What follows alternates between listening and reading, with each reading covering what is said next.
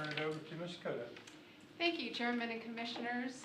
The board will recall probably about 5 or 6 months ago, you provided direction to our Human Services Director to have an employee survey conducted, which Mark and his staff and I think a group of individuals you selected, an interdisciplined team from a lot of other departments, worked on putting this survey together, and the survey was conducted.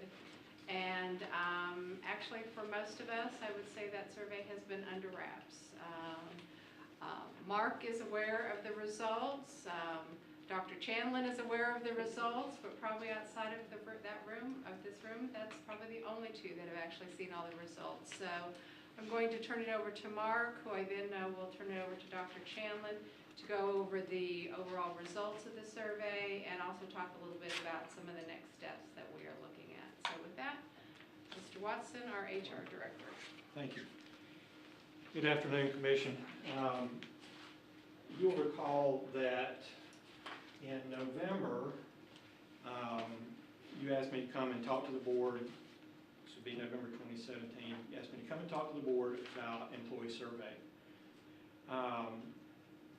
Got some direction and came back in December with some recommendations on a survey instrument and a process and a timeline that we would use. At the time, I recommended that we use the Federal Employee Viewpoint Survey, modifying it only in specific terms and terminology used to make it our own so that it was applicable to Union County government. Dr. Chanlin will give you some more information about the Federal Employee Viewpoint Survey in just a few moments, but that was the instrument that we used to conduct the survey. We told you that we would be complete by the 1st of July, and we were. And we've spent the last month, and Dr. Chanlin has spent the last month going through the data with her colleagues,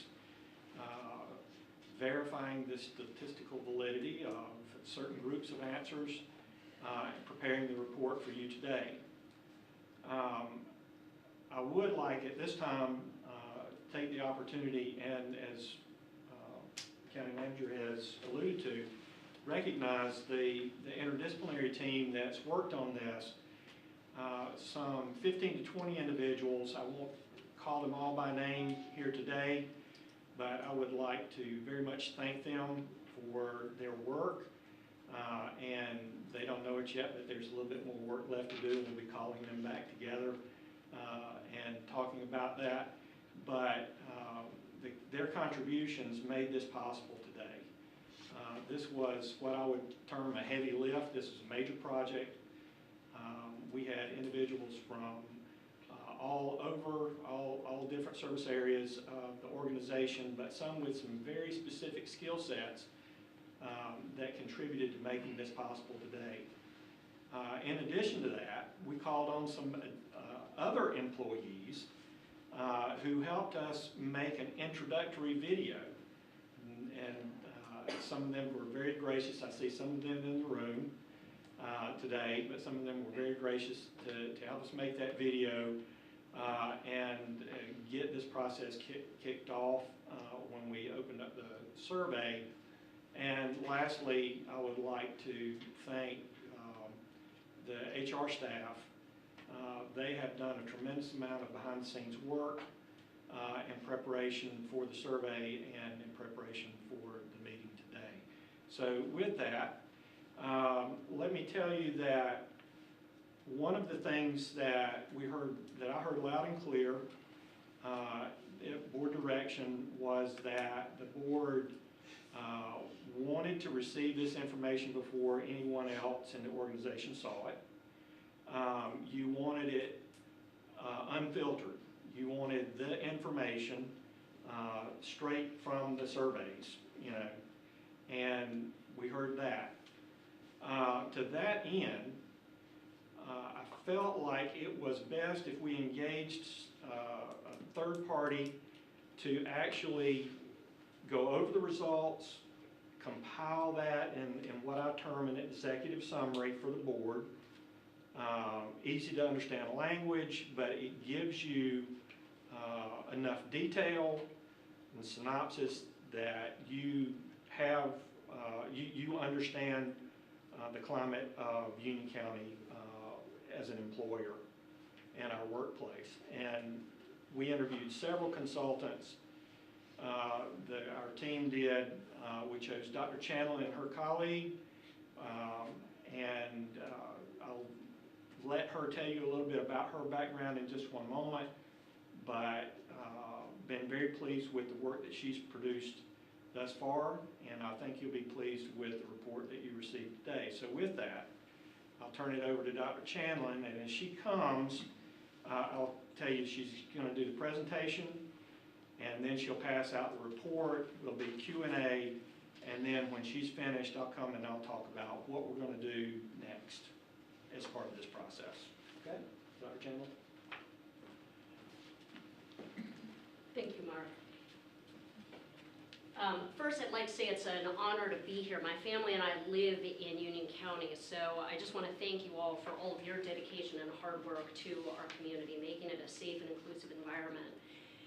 I am very excited to have had the opportunity to work on this, and as Mark mentioned, I'll be disseminating the actual report, which is just over 40 pages, after I present the overarching findings for you for food for thought. In terms of how to expect, what you should expect in terms of how this unfolds, here's my agenda for the next probably 45 minutes. So I'd like to talk a little bit more about the survey aims and the approach taken, my colleagues and my background, overview the survey and offer you high-level results, and then offer my own recommendations as an organization development consultant. So in terms of the survey aims, when Mark and the team, and I will tell you who did an excellent job in managing this at the very high level conceptual packaging of this, when they came to me, they had some high level goals in mind, one of which was to use a valid instrument. And I can tell you now that FEBS is that instrument. It's a very good, well-constructed instrument that allowed me and my colleague to make meaningful comparisons across Union County's results vis-a-vis other medium-sized agencies and the government-wide agency as a whole. And I'll tell you now, over 145,000 people took the survey in 2017 alone. So it's very robust. It's the right instrument to my mind for you. Second, they wanted to leverage an online portal that would ensure respondent anonymity. And so we looked at a handful of different instruments and or portals, and SurveyMonkey, again, is a very good one for ensuring respondent anonymity, which you have. Lastly, to conduct an independent and unbiased analysis of data and subsequent reporting. To your comment, this really is the first time, it's been unveiled to folks beyond a very, very small group of people, namely Mark, me, and a few people in terms of highest level on the HR team that was part of the team. So this, and I can tell you, I'll talk a little bit more about my background in just a minute, but my colleague and I both have doctoral degrees in our fields, and our entire training is around the idea of conducting research in a rigorous manner and being able to produce for you unbiased and objective reporting, which we've done. So you can assume that all of the aims of the team and of Union County have been met in this. I feel very confident in the veracity of the results and the recommendations that I have for you. So just to explain the actual approach, the chosen instrument was the Federal Employee Viewpoint Survey, which again has been administered widely within the government. SurveyMonkey is an online portal, and my colleague John Rapetti and me as a consulting team. Let me also say this. I do know that engagement in climate surveys worldwide scare people, typically, because people don't know what the results will look like. So in killing the suspense for you, to offer a high-level overview, the results are actually quite favorable for Union County. So I can share that with you, and I'll go into detail. So in terms of my colleagues and my background, Dr. John Rapetti and I both work at Queen's University of Charlotte. Between us, we probably have 60 years of expertise in survey construction, data analysis. Dr. John Rapetti is our analytics professor within the business school. He's also taught at UNCC and elsewhere, and his areas of expertise include statistics, survey construction. He's taught math, research methods, and other relevant courses.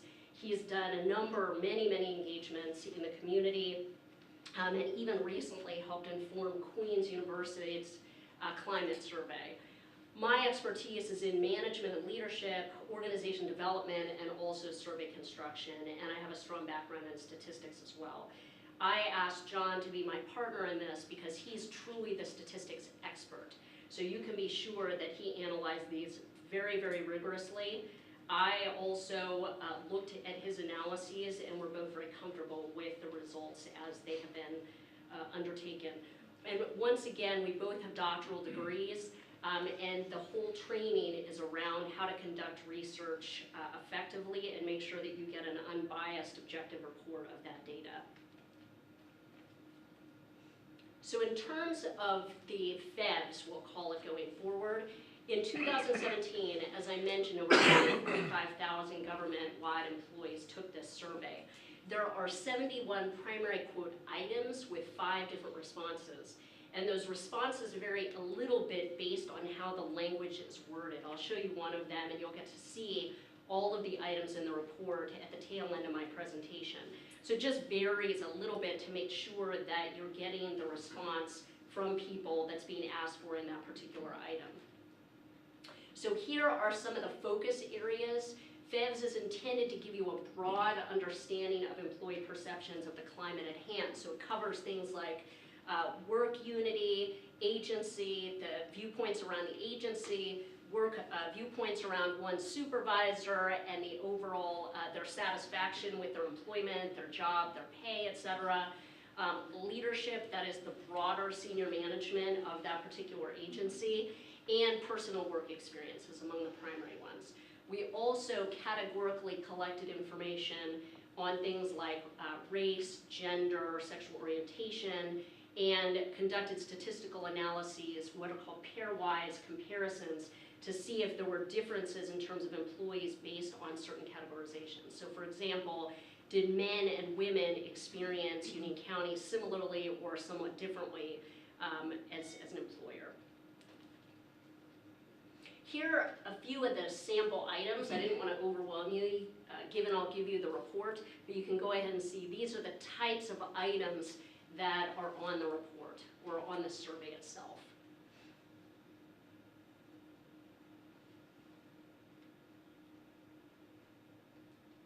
Okay, now these are the Likert scale items that are used. So notably there are 5, and I've put in there as a last category for you, or column, the positive and strongly positive, the latter 2 categories, as a combined total, because that's how FEVS analyzes the data on the whole. So if you look, this is just an example. Positive responses to my workload is reasonable. Here are 55%. Strongly positive are 14. So the total is how FEVS is used to evaluate overall perceptions on this particular item. So we add this category because it totals these 2. And that's how it's evaluated vis-a-vis other agencies, etc. So here's your snapshot of Union County. So the survey dates were June 1st through the 22nd. You had a very strong response rate. It was about 65%, or it was 65% of the workforce. And that's compared to FEVS overall at 45%. This is across all agencies of all sizes in terms of those that respond to this. And if you look at the full-time employee response rate, that is over 70%. So 65 include all employees within Union County. If we look at strengths, agencies typically employ strengths on the basis of the percentage positive on an item being higher than 65%. So 51 out of the 71 items were actually considered strengths. So if you add strongly positive and positive together, and that percentage exceeds 65, it's considered to be a strength. and that's how it's reported across other agencies. So you have 51 out of 71 items in that vein.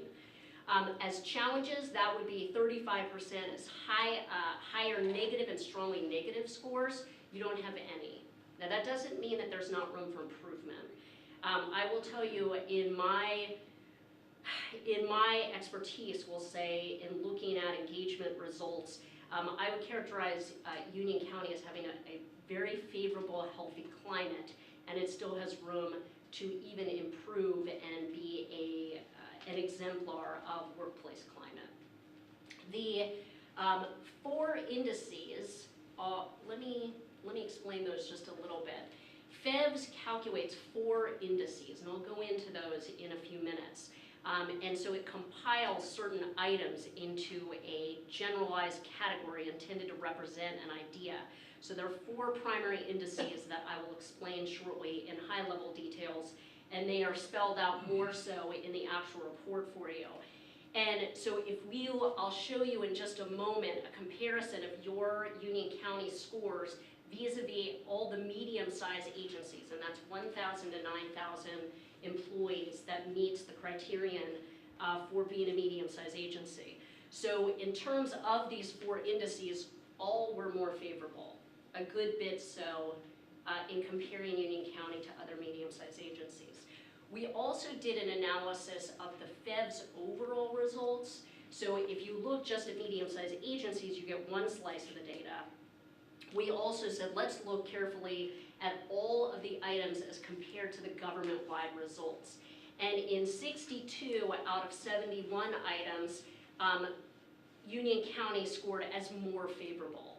So there were a few that were frankly not applicable. So as one example, Union County decided to include one item not included in FEVS, which is around the extent to which employees perceive positive opportunities for learning, e-learning, training, and development. And so that's one that would not be applicable in this case. So I will show you the handful of items where Union County scored slightly less favorably than FEVS overall. And to be sure, none of them were egregiously so. It was almost invariably slightly less favorable. So here's just a snapshot. You did get, again, within Union County, a strong response rate. 65% in the world of employee surveys is actually very strong. I think one of my recommendations in the report is that you even strive to enhance that number over time. It is a very good response rate, and you did get a broad sample among different groups within Union County. So I feel very comfortable with the sampling in this being representative of the overall agency as a whole. So if you just look, here is, so 31% of the respondents, 858 who responded, have bachelor's degrees. 29% have tenure with Union County of 1 to 5 years versus something higher or lower. 63% of the respondents were of what we would call, you would call non-supervisory status, etc. So this is a slice of the data, but we have tables in the back end of the 40-plus page report that delineate all of these in more detail. So you can see exactly what the breakdowns of percentages are. Okay, so in terms of thinking about the indices that are generated, which we use to compare Union County to other medium-sized agencies, the first one is called the new IQ. And that is, goodness, I want to say it is... Inclusion quotient. Yes, inclusion quotient. And you're talking a few dozen items that are compiled on the basis of falling into 5 inclusive habits. So fairness, openness, cooperative, empowering, and supportive. So to give you an example, fairness is about a handful of items that evaluate whether employees perceive that they're being treated fairly. Openness has to do with the perception of management valuing people from different walks of life, so it's a diversity evaluation. Cooperativeness is an evaluation of the supervisor's degree of cooperating with other employees and of communication more generally. And empowerment is the degree to which employees feel equipped to do their jobs effectively within Union County. And then lastly is supportive. So to what extent someone's focal supervisor is perceived, in particular, the focal supervisor, is perceived as respecting a fundamental employee and valuing his or her ability to lead a balanced life as a whole and manage his or her life issues. So this is the way that it breaks out, and I'll show you in the report. On 4 of the 5, Union County showed up as significantly higher than other medium-sized agencies, and supportive, if memory serves, is the one that it showed up as equal to. But the overall new IQ index shows that Union County is quite a bit more favorable than the average medium-sized agency. The second one is employee engagement. So employees' perceptions of the integrity of leadership overall, interpersonal relationship between the worker and his or her supervisor, and employees' feelings of motivation and competency relating to their role and in the workplace. Similarly, Union County scored more favorably than other medium-sized agencies. Global satisfaction has to do with generally how people feel about their pay, the organization, and their position as a whole. Once again, Union County is more favorable than medium-sized agencies. And lastly, this is a human capital and accountability index, which has 4 sub-indices, and it generally measures, this is not everything, I'll give you the report, but just to give you a snapshot for now, the extent to which employees hold their leadership in high regard, and the extent to which employees believe their organizational culture promotes improvement. Once again, higher. So let me show you the results for Union County vis-a-vis medium agencies. So if you look here, the 4 major indices, in the first column is the FEV's medium agencies on the whole. Union County's, and the green, I put in green to signal green light, more favorable, and how many points higher Union County is vis-a-vis those medium-sized agencies. Again, favorable results. And these are 2017 FEVs. Correct. Yes, thank you very much for that. Now, here are the highest positive percent items. What I'm going to show you are the highest positive percent and then the highest, quote, negative items for you to see the challenges that Union County can work to improve upon. So, as one example, the number 1 item, when needed, I'm willing to put in the extra effort to get a job done. 99.4% of the Union County respondents reported either positively or strongly positively that they would be willing to put in extra work. That's very, very good. Now, I will tell you this, these are the top 10. They do mirror the FEV's overall reporting. So those government-wide top 10 are the same as these. That said, in all cases, Union County is more favorable, and in some cases quite a bit more so. So I think to some extent, it highlights that Union County, again, has a very healthy climate. It also suggests that Union County has some of the opportunities, and as you'll see, some of the same challenges that all agencies do within the government. So I'll give it, why don't I just sit quietly, I'll give you a second to read these.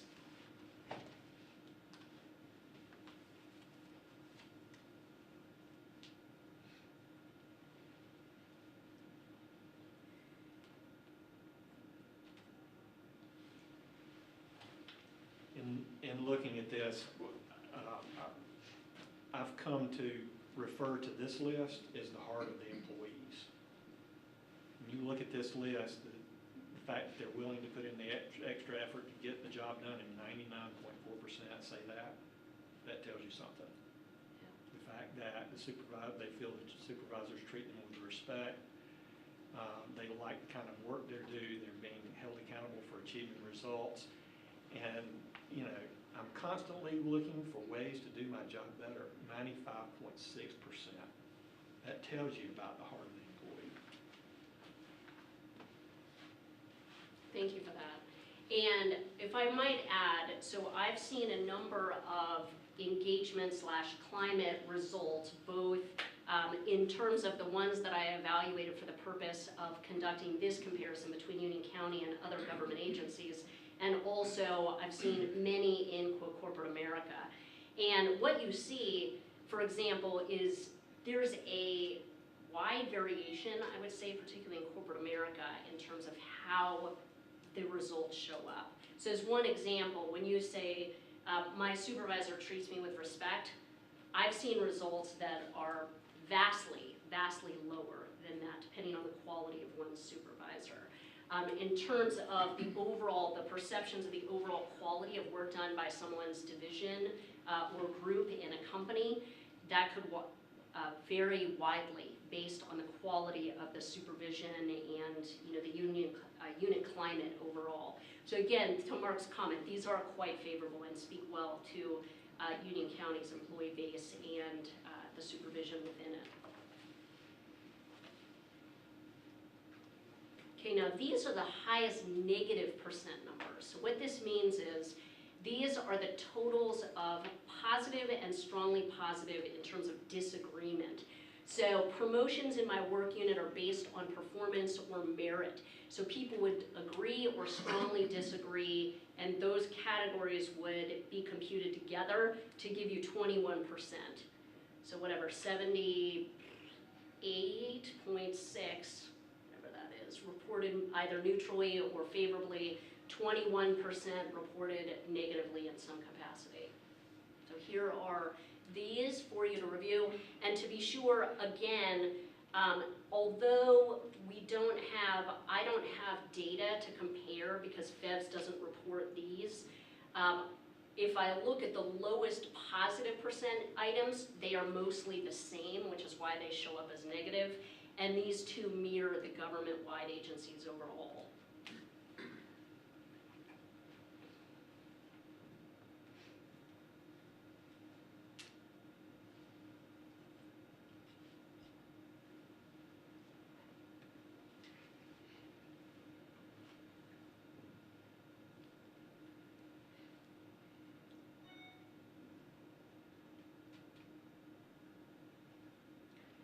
These are the areas that these and the lowest positive percent items are the one that centrally relate to the recommendations that I would have for Union County going forward.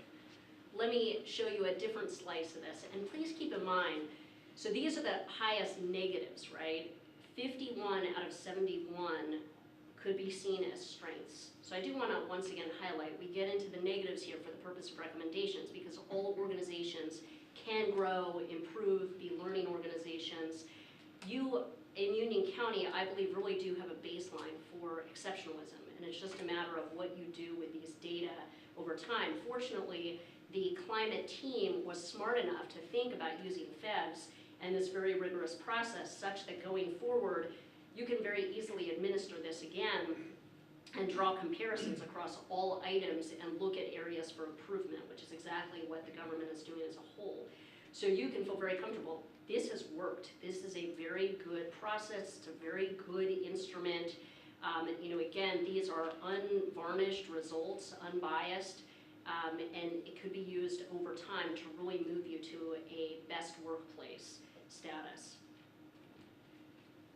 Okay. Now these are the handful-ish, we'll say, slightly over a handful, of items where of those 71 items, a few of them scored a bit lower than the government-wide agency report of 145,000 people from 2017. So why don't I just give you a moment to review these.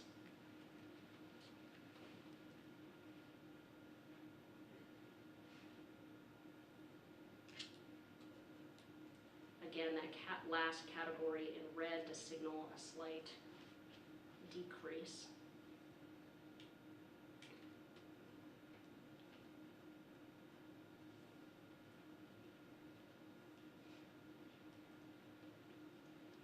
We actually modified the second point there to include that language to gather information on whether or not the supervisor had performance conversations within the last 6 months.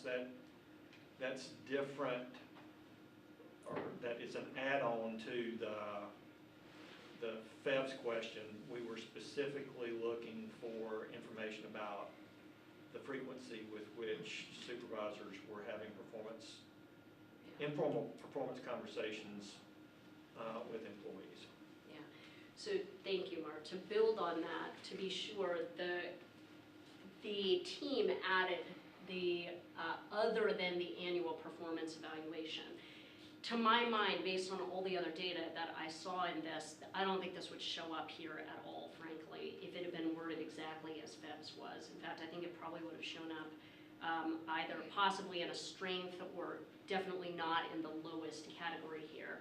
Because whereas FEBS could include any conversation, including the performance evaluation, this is other than. So these coupled with the strongest negative items would be those that you would be thinking about working toward improving. Now, let me show you this piece. John and then I looked separately, but he was predominantly the one who did the statistical analyses, did pairwise comparisons along some of these categories. These are not included, or this is not exhaustive. You will see in the report the exhaustive results. But what this shows is that there are differences in these categories and a few others in terms of how people experience Union County. So as an example, one of the more, quote, robust, and by that I mean it showed up along all 4 indices, there were differences in gender. So men perceive the climate more favorably than women do across all of those indices. Whereas in a few cases, Caucasian employees experience Union County more favorably as an employer than do Hispanics, and I believe that's on the employee engagement index specifically. So they're not necessarily, I believe this is the one, this and these two, I will look closely at the report again with you when you get mired in this data. I wouldn't want to be overly specific. I believe in these cases, you find comparisons across all, if not most, of the indices. Whereas these two there were differences along employee engagement, but not the 3 other indexes. So to be sure, what you're trying to figure out when you do these comparisons is, do folks experience or do they perceive their employment differently based on different categories? And the statistical test asks you whether the differences that you find are likely due to chance or whether they are truly robust differences. And we ran the most rigorous test to evaluate whether these are actually real based on the respondents that you have in your survey. And it's highly unlikely that these came up as due to chance. So there are differences, very, very, very likely in these. So what this means is, for example, people who have diplomas as their highest point of, quote, degree more positively experience Union County as an employer vis-a-vis those with master's or bachelor's degrees. The senior management generally experiences Union County more favorably than do supervisors or non-supervisory employees. That's how you see it. So heterosexual employees, people who identify as heterosexual, experience Union County more favorably than do LGBTQ employees.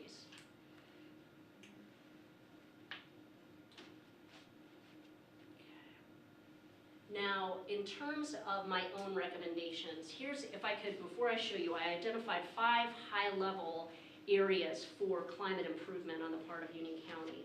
And the way that I think about these data, based on my exposure to other climate surveys, both, again, in corporate America and nonprofits, and what I saw in the government-wide results, is that what you want to do, if you have responses, remember I showed you we have the 5 categories, so strongly disagree, neutrality, strongly positive, or strongly positive. What you're hoping to do is move your responses, for lack of a better term, to the right. You want as many people as possible to strongly positively experience Union County. So you need to be thinking along all these items, if you truly want to move the needle within Union County, to move everybody's responses toward increasingly favorable results across the board. And I would say, as an academic, I get these kinds of evaluations on every single class, every single semester. So I don't even know how many of these I've seen for myself. Every single semester, I get these kind of evaluations. Mine now are exceptional because I've taken all the feedback extremely seriously. So every single semester, I look at the feedback that I get very carefully and I think, how can I tweak each one of my classes so that it's increasingly more favorable for my students and, in your case, employees. So generally, I would say if you want to move, for anybody who's heard of the book by, I think it's Jim Collins, Good to Great, I would characterize Union County's climate as very favorable and with the opportunity to move to true exceptionalism. Yet you need to be thoughtful about it. You know, I think everybody needs to grab their oar and pull in the same direction to try to move the needle on these. And so one is this idea of improved performance management. So if you look at a number of the items where Union County scored less favorably or less positively, we'll say, they generally related to performance management, which has to do with largely with supervisory experiences with their team. So things like making sure that people are recognized for their work, making sure that people have conversations, supervisors have conversations with their team throughout the year versus say once, and then the employee is surprised when it comes time to have the performance evaluation, which should never happen. Things like when a supervisor sits down to set expectations with each and every member of his or her team at the beginning of the year, whenever that would be defined, and describes, here's what I'm looking for an exceptional performance versus a proficient experience versus a less positive experience. So to the extent that there is a concerted effort to move the supervisory base to really be exceptional in this way, I believe you'll see the needle move quite a bit on a number of these items. Continued leadership development efforts. One of the highest items was 77% on perceptions of leadership development and training. And I know that Union County has made a concerted effort to heighten its training and leadership development efforts, and would strongly encourage that to continue, particularly in preparing people to be supervisors and then for the existing supervisors. And the quote, if we want to call them curricula or training, they would vary based on the level of management. So at the senior management level, I do know that Union County has put together some robust leadership development programs to help senior leaders think about facilitating organizational change. I would encourage you to be thinking about the developing strategic plans, things of that nature in terms of leadership development. Whereas if you're trying to think about more baseline, beginning level supervisors, you want to be thinking more about things like cultivating skills around managing conflict, setting expectations, praise, etc. So it should vary based on the level of supervision. Another is just enhanced strategic communication. I see a lot in organizations, the higher one gets in an organization, the easier it is to lose sight of what's going on at the levels where people are interfacing with customers or the populace.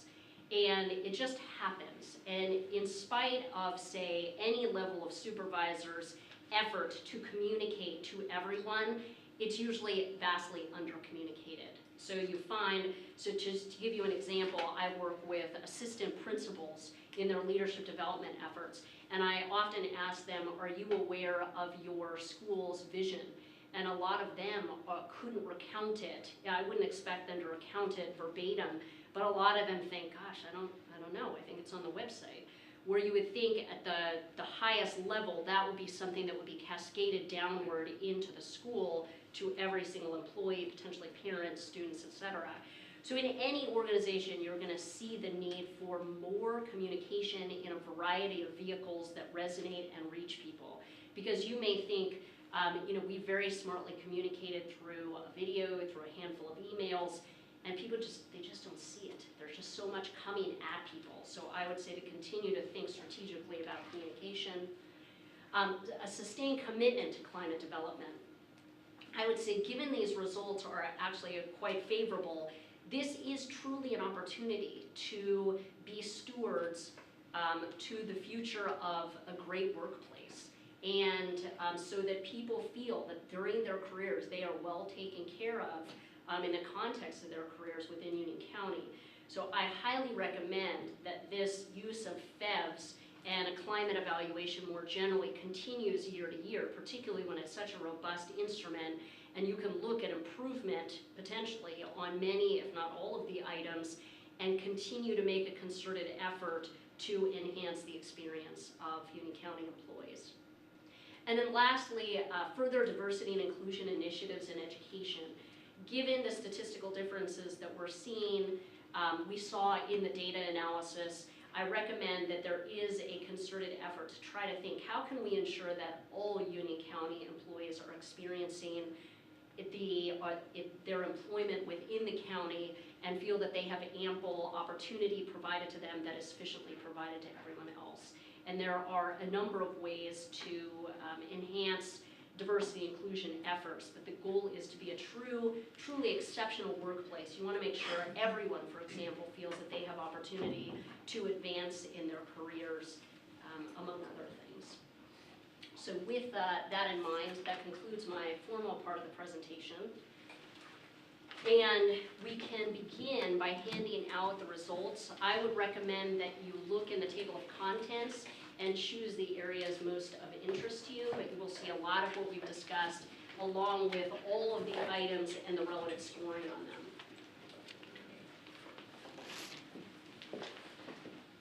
I would also say, just as a consultant on the project, that I think that Union County management and your leadership, you should feel very good about the progress that you've made as a workforce. It's clear there have been some strong areas of leadership in making for a healthy climate overall.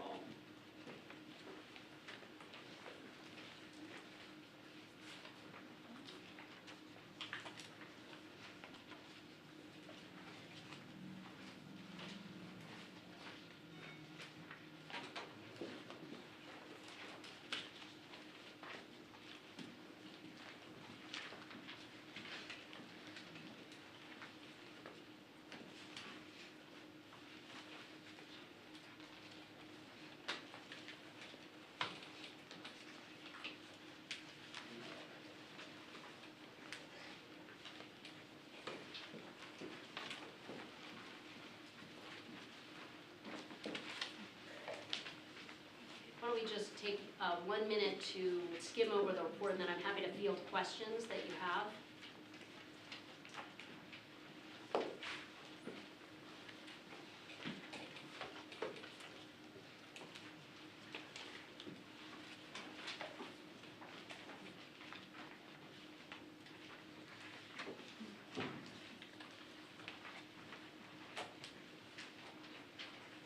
Do you want to, are you wanting to kind of walk them through it, or? I'm happy to actually do that. I have a What copy is of the it. board's preference? To have her kind of walk, Why don't we, why don't we at least, let me show you in terms of the message, I wrote the message to employees and its leadership. And then if you want to process these for a second, on page 4 is a table of contents here. So you can see I've offered a snapshot at the very beginning of the report, which I overviewed for you in terms of overarching strengths and challenges.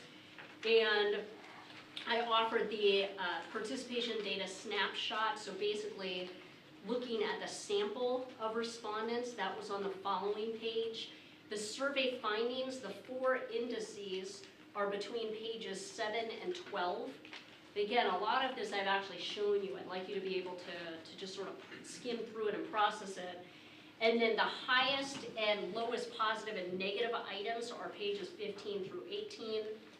The items that are negative, which I showed you, are on page 18. Then you have a big laundry list of all of, in your case, 72 items and the overall frequencies in those. Then there is more detailed demographic participation data. And you can see toward the very end of the report on page 34, those statistical comparisons. It ends with my and my colleagues' bios and recommendations that I have at the end of the report. So truly, it is really essentially a more detailed analysis of what I've shared with you here, but I've tried to offer the highest level results for you verbally. Yes. Is it broken down by, maybe I hadn't gotten far enough back, broken down by department or work units? These are strictly the Union County as an overarching agency results for you. I don't know if you would like to. We'll talk about what we're going to do with the service areas when Dr. Chandler gets finished. That'll be the next step. So thank you very much for that question. These are the Union County-wide results for you all, and Mark will talk about subsequent efforts.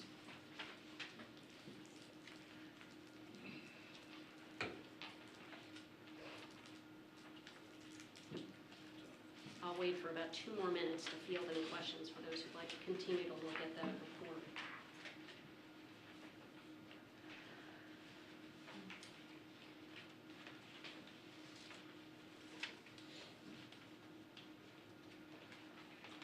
I liked your use of red and green. It made it very easy. Thank you.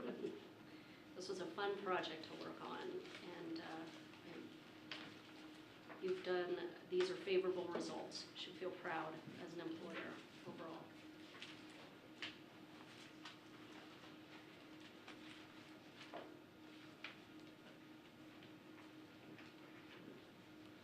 Does anyone have any additional questions for me as to the Union County level results? Yes, thank you. Do you have any recommendation how to improve participation? You know, thank you, that's a really good question. To my mind, a lot of it comes down to what you do with this, because it is the case that government-wide, one of the lower items, and it is the case with Union County, is a sense of encouragement around what will be done with the report levels. Government-wide, again, 145,000 employees, that tends to be lower. There's a sense that, you know, it's like any other survey. Maybe you'll respond to it, maybe you don't. So to my mind, if you really look at these and think, how are we going to move the needle, and what programs and initiatives are we going to leverage to make change and strongly communicate those and act on them throughout the year, I think you'll see a spike. Again, the participation rate is already quite favorable. It can improve, as I noted in my report. So thank you. I think act on it, and people will feel good about it, and they'll participate at even higher levels next year.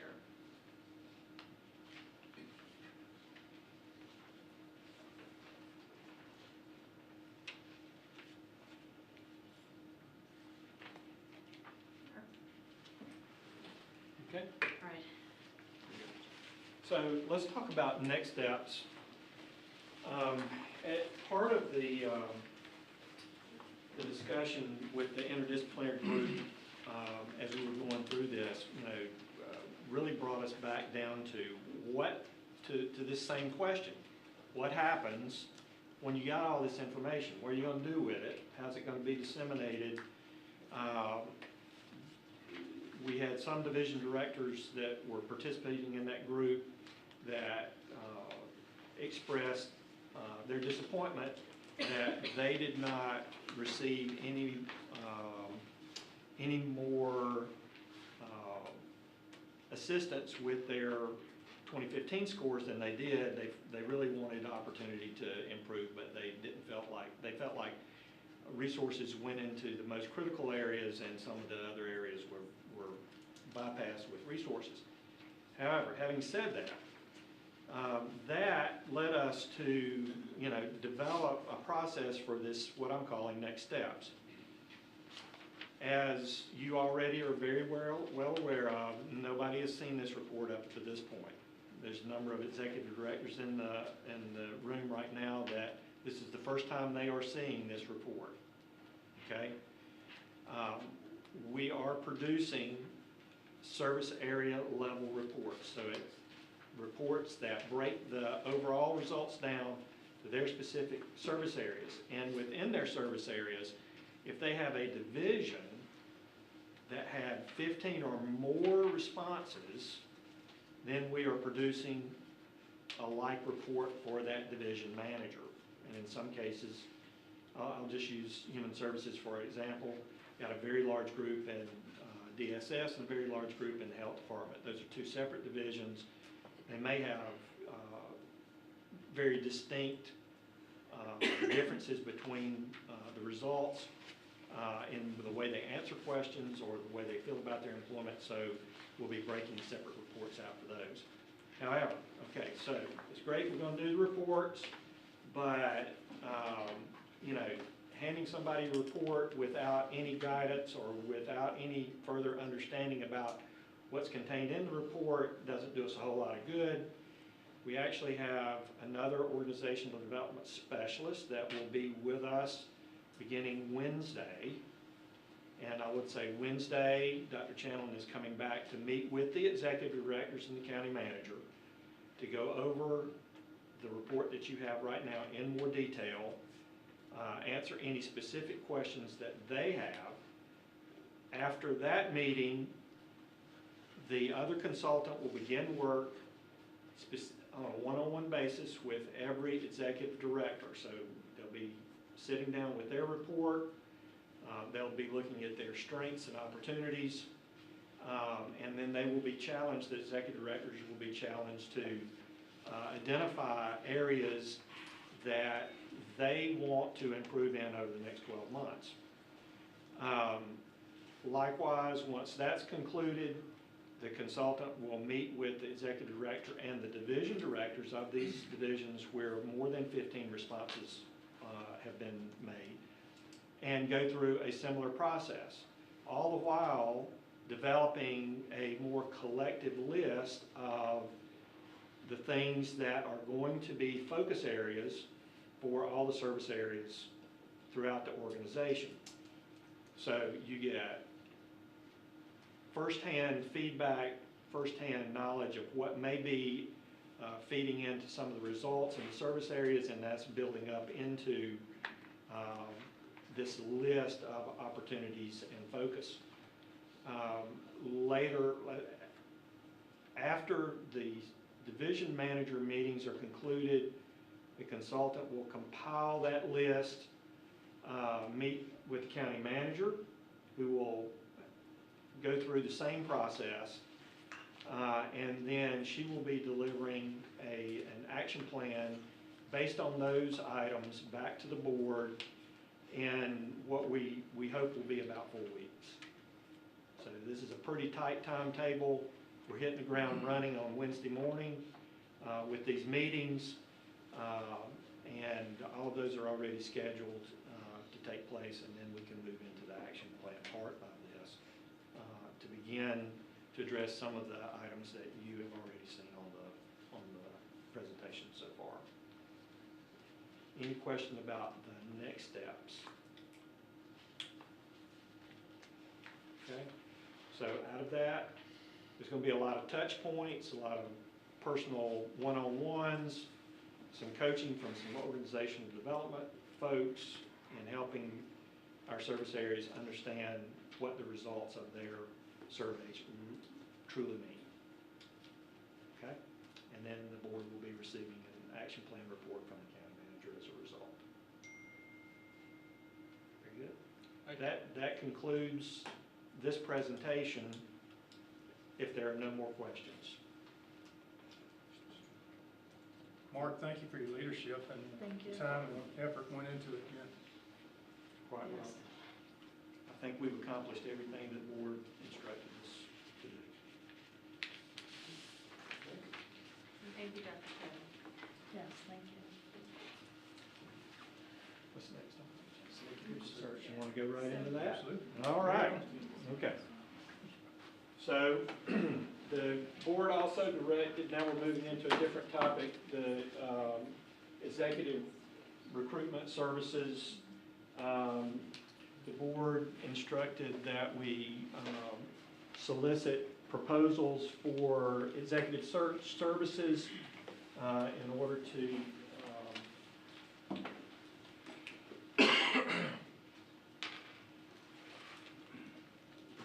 identify candidates for the county manager's position. What I've done here, we put this out for solicitation, our procurement division did. We received 10 responses. We've had a group of 5 staff members that have gone through these proposals in detail. There was a scoring sheet that was given to us by the procurement division. We have scored these proposals based on qualifications and experience, client services and reference, the fee proposal, and the responsiveness of the proposal to the solicitation, and we've made comments. I will pass out for you what I'm calling the first tier of the scored firms, and you might as well, you could call this top 4, is another way to look at it or think about it. And these 4 firms made a pretty strong showing in their proposals, and all were scored relatively high, and all come with good experience in their background. I'll give you a second to look those over. Nice font. Pardon me? Nice font. Oh, yes.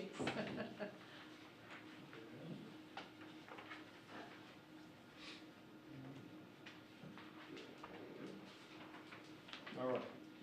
So, Springstead Waters was the firm that scored the highest in the evaluation at 49.5 overall. I'm calling that a proposal score. You see that at the bottom of the page.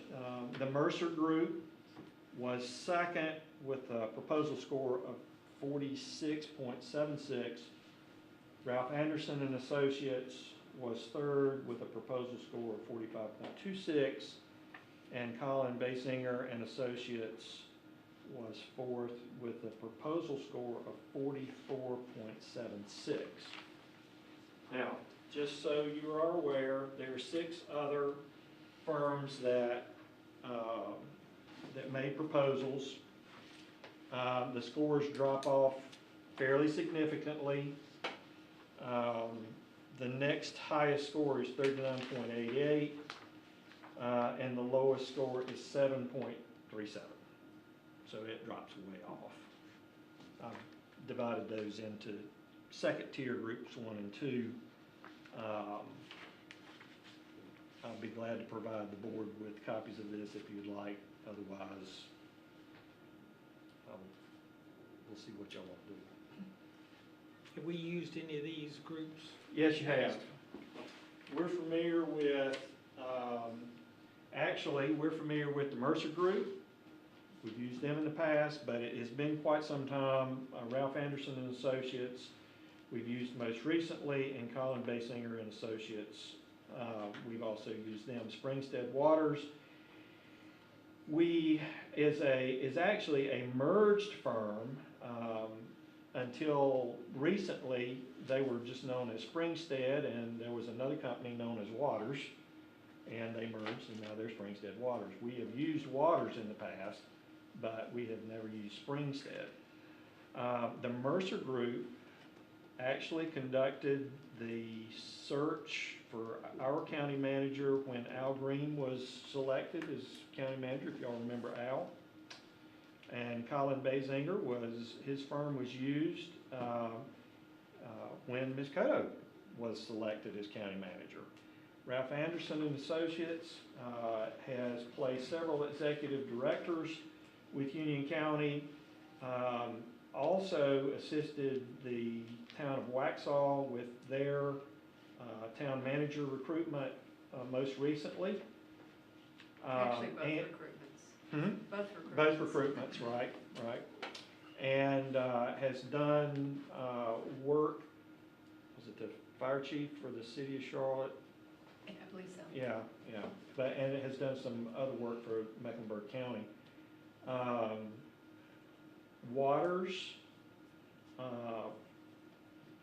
when they were a standalone firm, Jeff Crook, you may help me remember, but I think Waters may be the firm that placed our Public Works Director about 9 years ago. I recall using them several times. Yeah, I believe that's right. I think Ed may have been, I believe also when we did the CFO.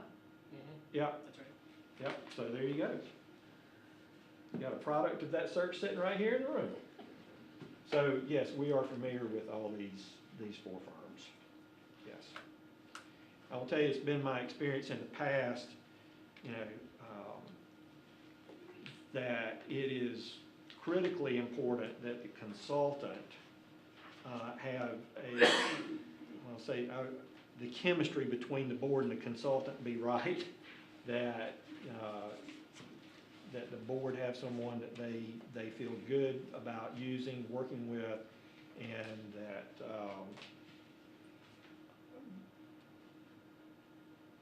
just the chemistry between the board and the consultant is right. That's the only way to put it. I've seen it when it wasn't right. It's not pretty. Okay? So that's something that we want to make sure that we pay attention to. So are these the ones that you want this board to interview? Well, Is that what you're saying? these are the ones that scored, these are the four highest scoring firms. These four, I believe, would be, you could consider these to be a recommendation from the evaluation group. Because like I said, the rest of the six drop off in scoring quite significantly, and there were issues with the proposals in general. The board, I think it would be a wise thing for the board to interview some, if not all of these. Interviewing four groups is kind of a task in and of itself. You may choose as a board to interview the top two or the top three. That's a reasonable task to undertake. But it's important to get that chemistry right between the consultant and the board from the get-go. Does the blue mean anything, or you No, it just helps it helps delineate on thought the you were page. like saying these two, even No, though there's a second no. in there? Okay. No. It's just helping delineate between Okay. the It's consultant. only if you're tall, you're playing.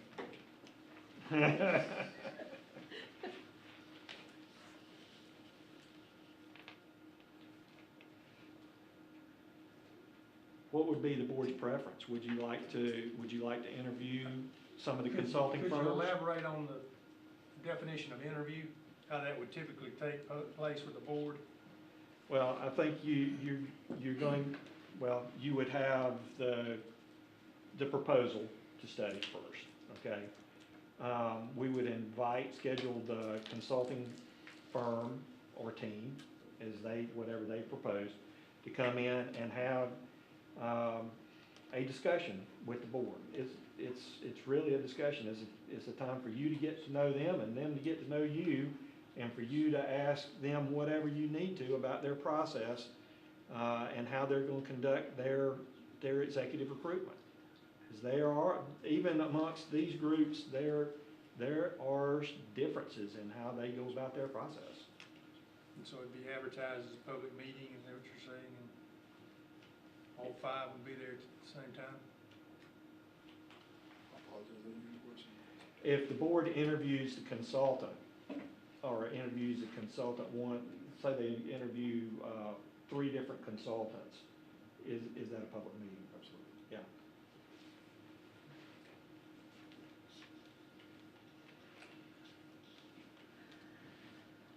It's a pleasure to the group. I'd like to interview them. Agree. All of them? Yes, All four?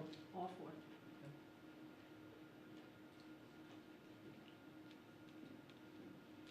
I've been there, done that. I know it's a lot of work, but sometimes you find that who you might think is the right person is not the right person. And sometimes that becomes evident real quick. Yeah. Do we need that as a motion, or is consensus sufficient? Consensus is fine. Okay.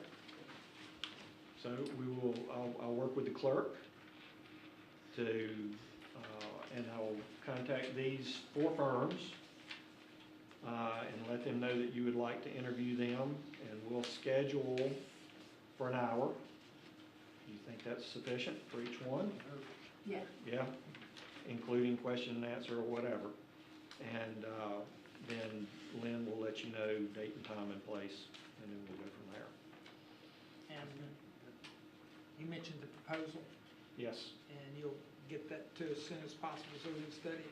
I believe he has it with I have it right here. I'm gonna need a dump truck too.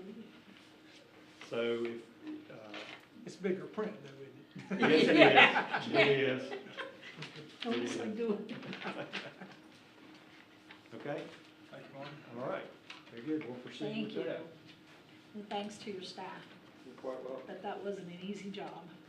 The next item is Fire funding. firefighting. Well, let's take 10 minutes.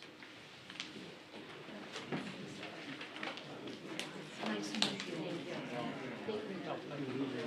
Thank you.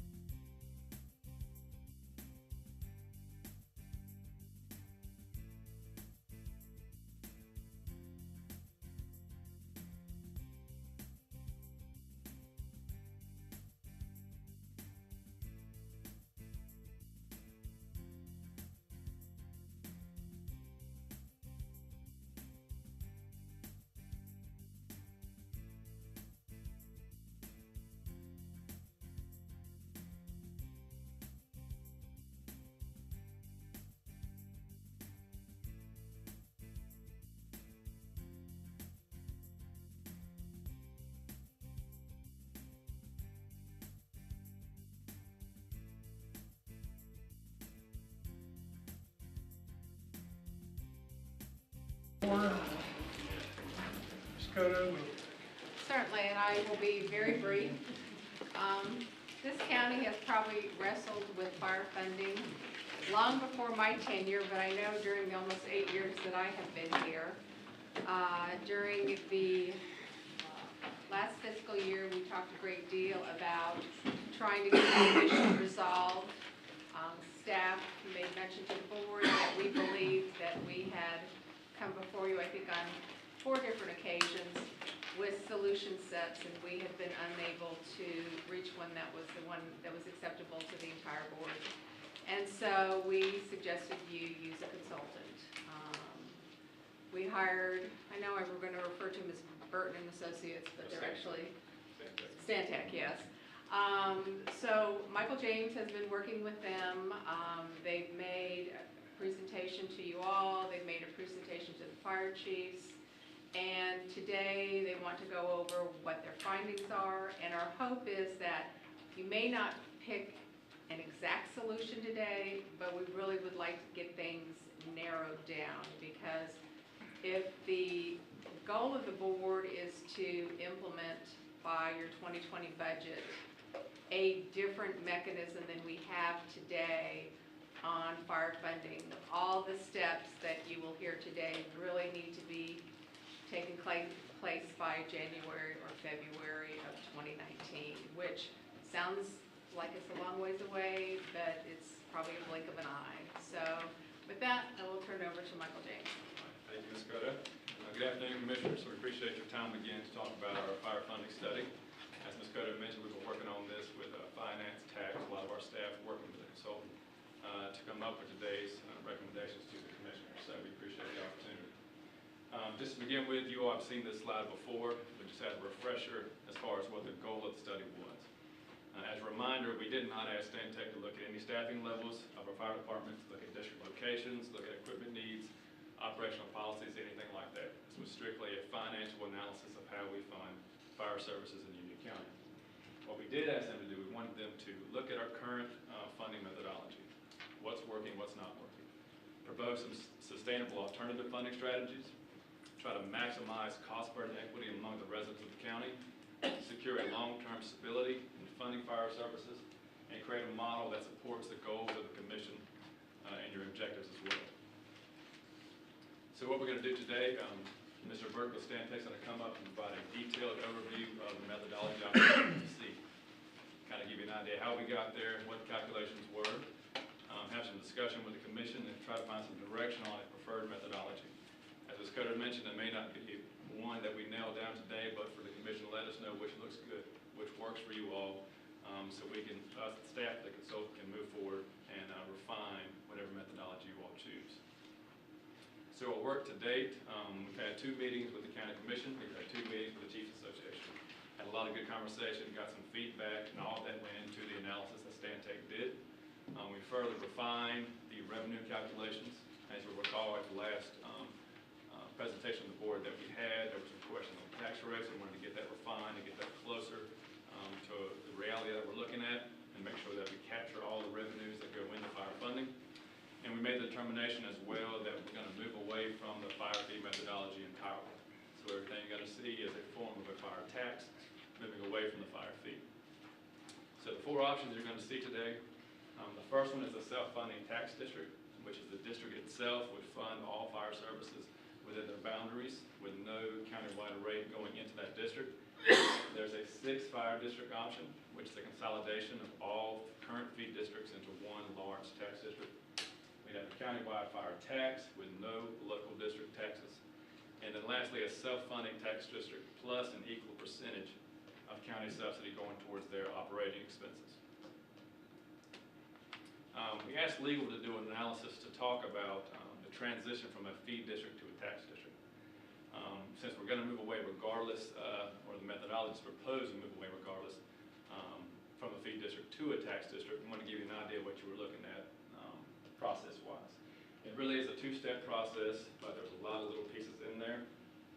Step 1 really is that the board makes findings, and the state dictates kind of outlining necessity from economic reasons, operational standpoints, whatever they may be, that why a tax district makes sense. So we make that statement known. We would hold a public hearing, we'd publish a notice, we would individually mail that notice to every property owner in that tax district as part of that process. And then the Board of County Commissioners will hold a public hearing on the establishment of those new fire service tax districts. The second step, which kind of will happen simultaneously, we abolish a fee-supported fire district and establish the fire tax district. And with this, the Board of County Commissioners would receive approval from the municipalities that exist within a current fee district moving into a tax district. They would have to vote by resolution to be included or allow it to be included into the tax district. And from there, the board would repeal the original resolution that established the 12 fee districts. We repeal that, and we adopt a new resolution establishing those new fire fee districts. Again, this is just a synopsis, but it gives you an idea of the procedural process to do that transition. And as Ms. Cota mentioned, when we started this project, we're looking towards FY19, and of course, there's a lot of moving parts we had to evaluate before then. So we're moving towards the FY 2020 implementation. Still a lot to do, but we wanted to try to aim, if the board's going to move forward, we need to have most of these steps completed by February of 2019. And as I went over the legal process of creating the tax districts, having a conversation with the municipalities who were impacted. That's going to take time to sit down with them, go through the process, show them what the rates look like, and have those discussions, and come back to the board with feedback and share that with you all. Have discussions with the volunteer fire departments to get more of their input and further refinement. Hold the public hearing, all the public notice requirements, and then just coordinating between the local governing boards and the county commission. Make sure that they get their resolutions approved, the board approves theirs, and all that logistics that we have to do. So quite a bit to fit within that time frame, but that's kind of what we need to get done before February 2019. Yes, sir. Has any conversation with municipalities taken place that we're looking at this? No, sir, not yet. Until we get an idea of exactly, or a general ballpark idea of where the county commission wants to go, we'll immediately have those conversations. But we really had nothing to bring to them besides a menu of options, and really not knowing where the commission wants to go yet. It was a little early to have those conversations. We did, as the board directed in the fall of 2017, in which when we talked about, I think at that time, the 6th district, we did send a letter to either 5 or 6 municipalities that would be affected. I believe at that point in time, the board was, the letter was also, a copy of the letter was provided to the board. We really didn't receive any feedback from that letter. And since at that point in time, we didn't have rates to discuss, staff did not pursue that any further without some more pertinent data that we could share with them. With a comment that we're going away from fees, going to a tax district, I didn't know if you'd kind of sample the waters. The only conversation I've had a little bit with Patrick Nyland from the town of Wingate. Me and him worked together on a CDBG program, so we did talk about that to get his input and insight. Obviously, open to the conversation. Once the board decides kind of direction they want to go, we would talk with more meat on the bones as far as what we're looking at. All right. So, Mr. Burton, then I'll turn it over to you. Thank you, Mama.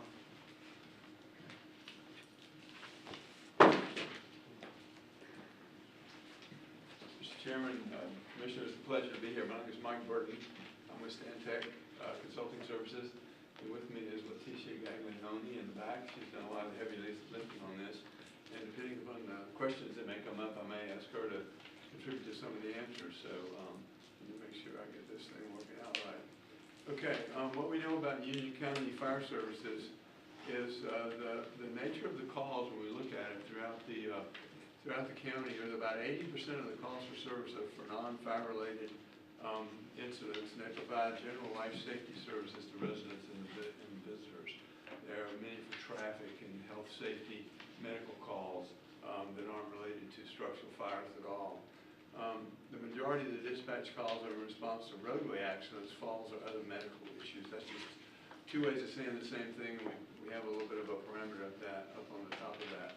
That's going to be important to some of my discussion a little bit later on about the general benefit that's being provided by the services that these fire departments are providing, as opposed to specific benefits to real property. So, taxable values and funding. The fire district's total taxable values range from about $126 million to $5 billion.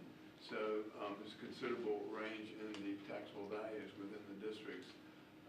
2 million plus is currently required to subsidize the fire fee districts, ranging from $34,000 to $445,000 for each of the districts that are being subsidized. And it's only the fee districts right now that are being subsidized. Agricultural land accounts for about 10% of all the fire fee and fire tax revenue received from agricultural land. And 72% of the farm parcels fall under the deferment programs, and their taxable value is about 10% of what it would otherwise be were they not of agricultural lands. Is that just in the fee districts? I'm not sure, Mike, huh? I think any of them could fall within the farmer program, the or tax district. That's for the whole county. The municipalities, the city of Monroe has the only true municipal fire department in Union County, so they're really not affected by your district structure because they provide their own service. That if we do a countywide tax, they would be to a certain, and I'll go over that when we get to that point, or any county subsidies, they would be also. The town of Wingate currently does not allow collection of fire fees within the corporate limits. They do provide facility costs for the station, so those costs would need to be included in the revenue requirement of all the districts, and that would equalize them to the city of Monroe and the town of Weddington, which provides general fund dollars to Wesley Chapel for fire services within the corporate limits. And those, depending upon the way you want to go with this, we may have to make some minor adjustments to our calculations, because I think there's a $90,000 facility cost that Wingate is providing. Is that the right one, Michael? Ballpark. Huh? So we got to sit down with Wingate and get that exact. We got to get that straight, so that they're all basically not they're not providing they are providing their own fire services through contributions. And then you've got the town of Mineral Springs and Marshville. They provide a small amount of municipal donations to their fire departments. We'll have to make those minor adjustments for them also. So depending upon how you want to go, there might be some very minor adjustments made to properly handle these contributions that are being made by these cities, but it wouldn't tick the numbers you're going to see here today very much at all. So. The demographics and property characteristics, the majority of the fire districts would not be able to self-fund to the fire service tax districts without a subsidy or a much higher tax rate in comparison. The fee limitations on the fee districts is just such that you really can't get there with the fee district without having legislative changes. And if you go to a tax district, which you'll see some of them will have to have pretty high rates if they go completely self-sustainable within their own districts. This is kind of a summary of what's happening now. Now here's all your districts down here. Here's the countywide fire millage that's providing a subsidy now. And this is the local, you can see the fee districts are $100, and these are the millage rates on the ones that are tax districts. This is the revenue requirement, $13.778 million, that all the numbers you're going to see here today are recovering throughout all the districts. There's some miscellaneous revenue that's being recovered in some of the districts here for about a total over the county of about $583,000. But the countywide fire tax revenue, and you can see how that's split out in those fee districts, totals about $2.7 million. And the localized fire tax or fee revenue, you can see right here, is 9.2, and then sales tax accounts for about 1.4, and you've been using some fund balance, and all those numbers total up to this number here. We're going to be working with this number here in terms of the revenue requirements that you're going to be seeing in subsequent slides.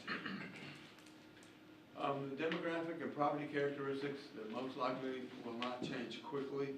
Part of the decision is a philosophical viewpoint.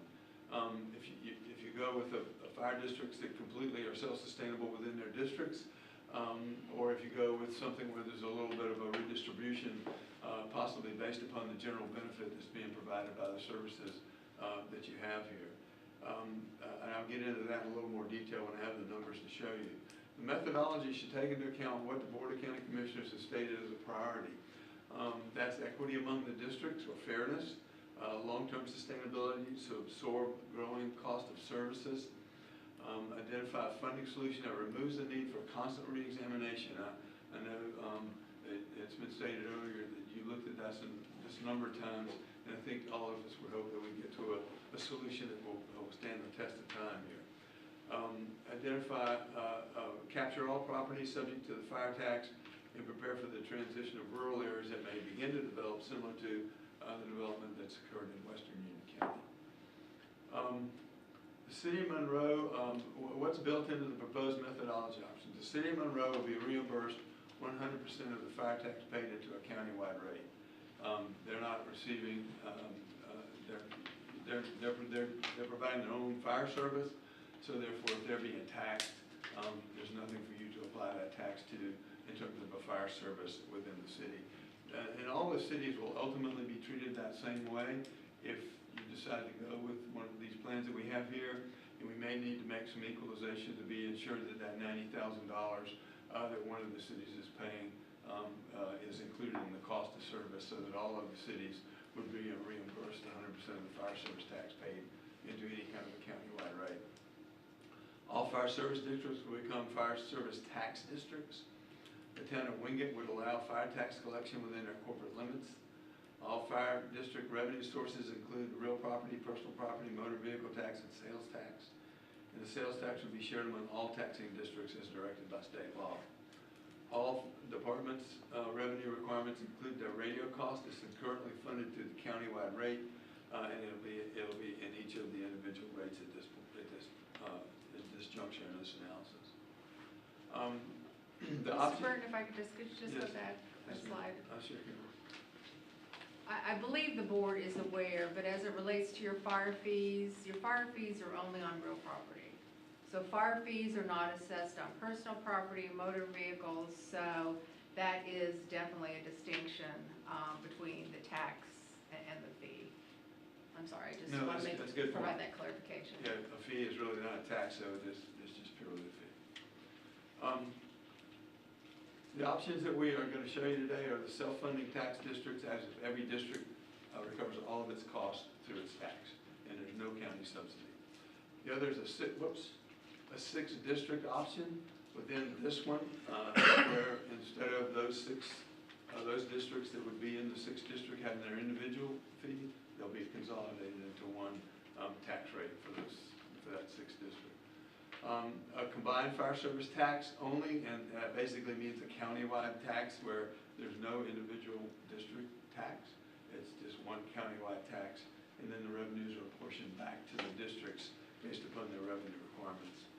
And then self-funding tax districts plus a county subsidy, and we're going to show you the range of that from the totally self-funding all the way in 10% increments to the district pays 10%, the county, the district pays 90, the county subsidizes 10, the district pays 80, the county subsidizes 20, all the way up to the county tax. The first one is the self-funding tax district. This removes any redistribution of revenue between the service districts.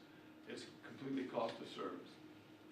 It's dependent upon and reflective of the density, development, and tax value of each district. The districts with lower density and lower property values will experience much higher rates of taxation than this approach, and there will be no countywide fire service tax revenue needed in this approach. It requires a municipal approval to go from for you to collect the district tax within the districts, and those are the municipalities: Baker, Unionville, Fairview, Wingate, and Beaver Lane. The answer page on this one is this. This is all your districts. This is the revenue requirement in each district right here. This is the taxable value in each district, and this would be the rate per $100 of taxable value over there. Now I'll leave that there for just a moment for you to kind of absorb it, and if there's any individual districts that you want to kind of focus on. But you can see that they range from some that have a fairly low tax rate of 0.0419 to others that have a much higher tax rate of as much as I think 0.1538. So there's a good bit of disparity in the tax rate, but it's reflective of the increased property values and density that are in some of these areas. Christian, please, sir. Yes, ma'am. If you look at the rates, this is a self-sustaining, self-funding. Within each district. You made a statement earlier that the 5 tax districts were self-funded. However, you're going up considerably, almost 25% or 30% in Wesley Chapel. So there's 30%. something changed about that. 30% here. Well, it's little, it's about, it was 2.9 right at 3 cents. They're funding today, but this shows, I don't know what the source is, and maybe So- Jeff can, Yeah, so this is, under this situation, they're all taxing districts, so all of them will share the sales tax. You don't have the 1 cent tax. so you're taking sales tax away from some. They're all gonna, instead of the Has to 5 be that share it redistributed. now, Okay. all of them will share. all of them are shared. So that takes away a little bit from those current. And the other, as you said, was the 1.03 that we assess right now. That also, because that's where we fund the radios and that, so since they're now self-sustaining, they Okay. absorb those costs as well. Is farm equipment taxed? Or just automobiles? yes. And Farm equipment is taxed, yes. Yes. All farm equipment? Yes. And this isn't going away as we get into the one that looks at going from this all the way to countywide. You'll still be able to see this and everything, and then I can always come back to this graph if you want to look at it a little bit more. But, any more questions before I move to the next look? And there's a lot of data to present here, and that's one of the biggest challenges, presenting it in a way that we can put our arms around it. The 6th Fire Service District removes any redistribution of revenue into former fee districts from the current tax districts, consolidates all fire fee districts and their tax values into one large taxing district, spreads the cost of fire service among the former fee districts within that large district, and there's no countywide fire tax revenue on this particular assumption, and it, again, would require municipal approval in the districts where there are municipalities that are going to be fire districts. And here is this chart. And what this shows is Letitia, this is what was on the last chart, right? This is, Yes. Yep. this is the rate that was on the last chart if you just went all district by all districts. This is the 6th district with the gray shading right here. Each one that's gray would be in the 6th district. And this is how they would change from here to here, here to here, here to here. These stay the same because they're not going to be in the 6th district. So, Can I add something real quick? Sure. So from the 6th district calculation, what it really is we summed up all the revenue requirements for all of the districts that are currently a fee district, and then you split them up between all of the taxable value for all of them again. So that's why it's called the 6. It's just one rate for all of those fee districts.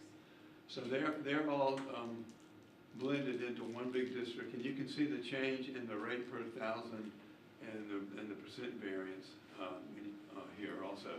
And the ones that are white and not shaded, there's no change at all because they're already taxing districts. And the only ones that would change would be these that would go from a completely self-supporting taxing district to one that's sharing its expenses and its revenue recovery with all the other ones that are in that 6th district.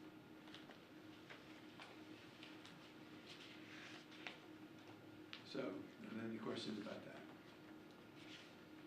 your last statement about the approval, what if a municipality does not approve? You also had it on the countywide, does it apply on the countywide as well? It does not. It doesn't apply on countywide because it wouldn't be a district tax. It only applies where you still have a district tax with either all together or with the county subsidies. If one municipality were to say no, then you really have to go back to the drawing board because of the fact that you haven't reached your objective of converting all of the fees to a tax.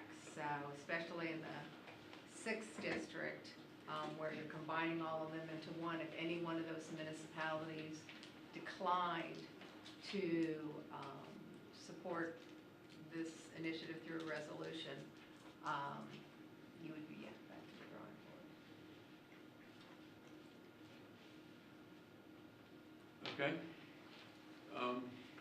Countywide, fire service tax. The fire tax revenue provided in fire districts, according to the requested revenue requirement, the county would collect it all and then would be distributed to the fire districts based upon the revenue requirements that made up the entire revenue requirement for the blended rate. Fire districts' individual need for increased levels of service would not be directly reflected in their tax rate. It removes the local fire district tax rates from the picture, and there's no formal authorization for municipalities required for this one. The fire tax collected within Monroe and Weddington would be reduced 100%, and when we make the adjustments on the other two cities, that would probably be the same for those also. So here we are. This is option one, if it's all within each district, and this is the countywide rate. And you can see the change there. These would be, some of the ones that have lower rates would be a little bit higher, and some of the ones that have higher rates would be, some of them even considerably lower. But this would be the rate for all, for the countywide tax everyone would pay.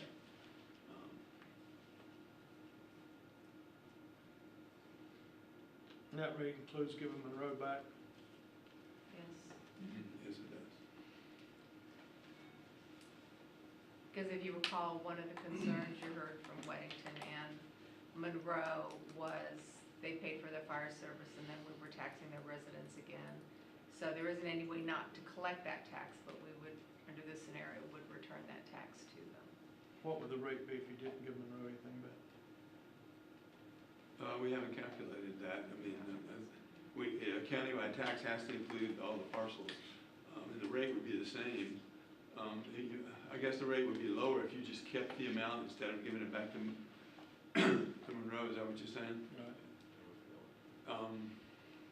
We can calculate that. I don't know if we legally could do it, but I would defer to you. I'm not touching that one. I'm just asking the question because I've got an idea, but I want talk about penny, half a penny, or Jeff, you know, any rough idea? Well, right now, we don't have their revenue requirements or their taxable value included in these calculations. Right. So it really, it's a matter of, are we talking about including the taxable value only, even though? Now, what he's saying is if we did include the revenue coming from them, how much would that offset the expenses, the revenue requirements, so that you could have a lower rate to everyone else? I mean, we're gonna give them money for the operation of their fire department, but not as much as they require. No. Penny and Monroe's about $330. Well, we're Penny gonna, and Monroe's about $330,000. okay. So I don't know off the top of my head what the Weddington bid looks like. It shouldn't be much. It isn't. You're gonna give them some. Well, maybe I'm misunderstanding what you're saying, but it's my understanding that this would not be to pay them for any of the cost of the services that they're providing in terms of fire service. We can't cover their full cost of service, but we would be contributing, we'd have to contribute some to the cost of service if you're taxing them. Not on this plan. On this plan, they would be Because their tax is reimbursed. 26 cents. They'd be reimbursed their total tax. Whatever that 0662 times their taxable back value there. would be, would just go straight back to them. Okay. That's how that would work. Okay. But no, we did not run based upon some of the discussion we had 2 years ago. We did not include what that revenue stream would look like if we were to tax it and what adjustments, because it definitely would be lower. But not much lower. If we're giving them money. Right, and it depends on what you funded back. Yeah. Okay? There was some concerns voiced about funds not being, could be a situation where funds would not be specifically used for fire. Is this the option that Yes, sir. issue arose with? Yes, sir. Well, it would, but it also seems like any subsidy that you have is the amount that you're taxing on a countywide basis to provide a subsidy could be used for other things too. It does seem to be. That was the concern that was I voiced. just wanted to raise it. Yes, it We was were talking concern about. that was raised last time we had this discussion. That's because fire districts, it has to be used for fire funding. Right. So this could be used for new buildings in the county.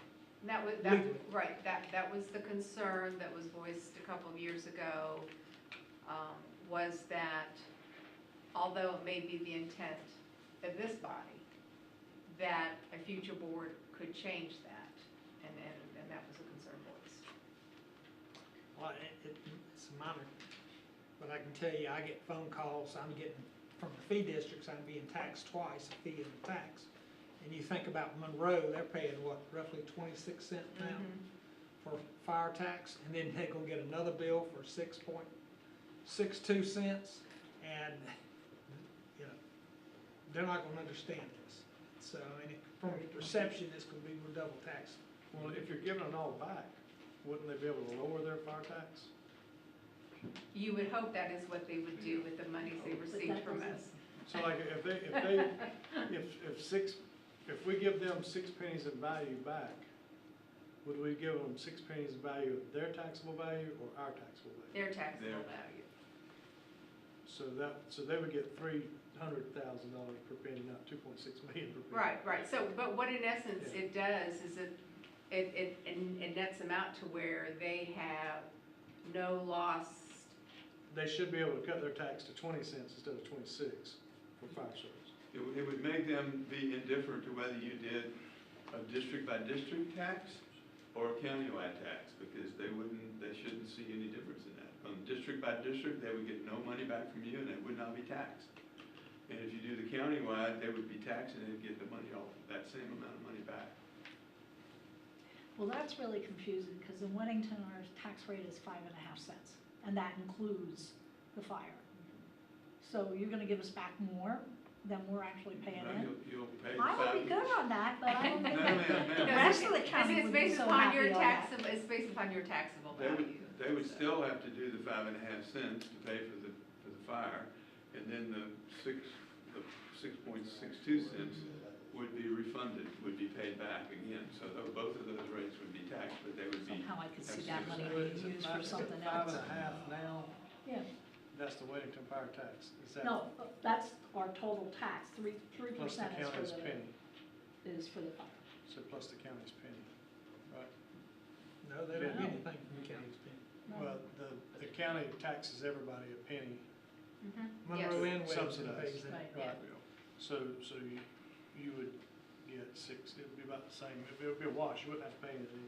So, I mean, the issue is that the individual property owners would be getting the tax, and the refund would be going back to the city. Right, that's what I'm talking about. The city would then need to have that be a completely washed back to the property owners, would have to reduce their tax to the property owners by that amount. I'm not sure that would happen. I'm sorry, Okay. call me negative. This is in this one, all fire districts will fund their operating budgets through a combination of local fire taxes and a countywide subsidy.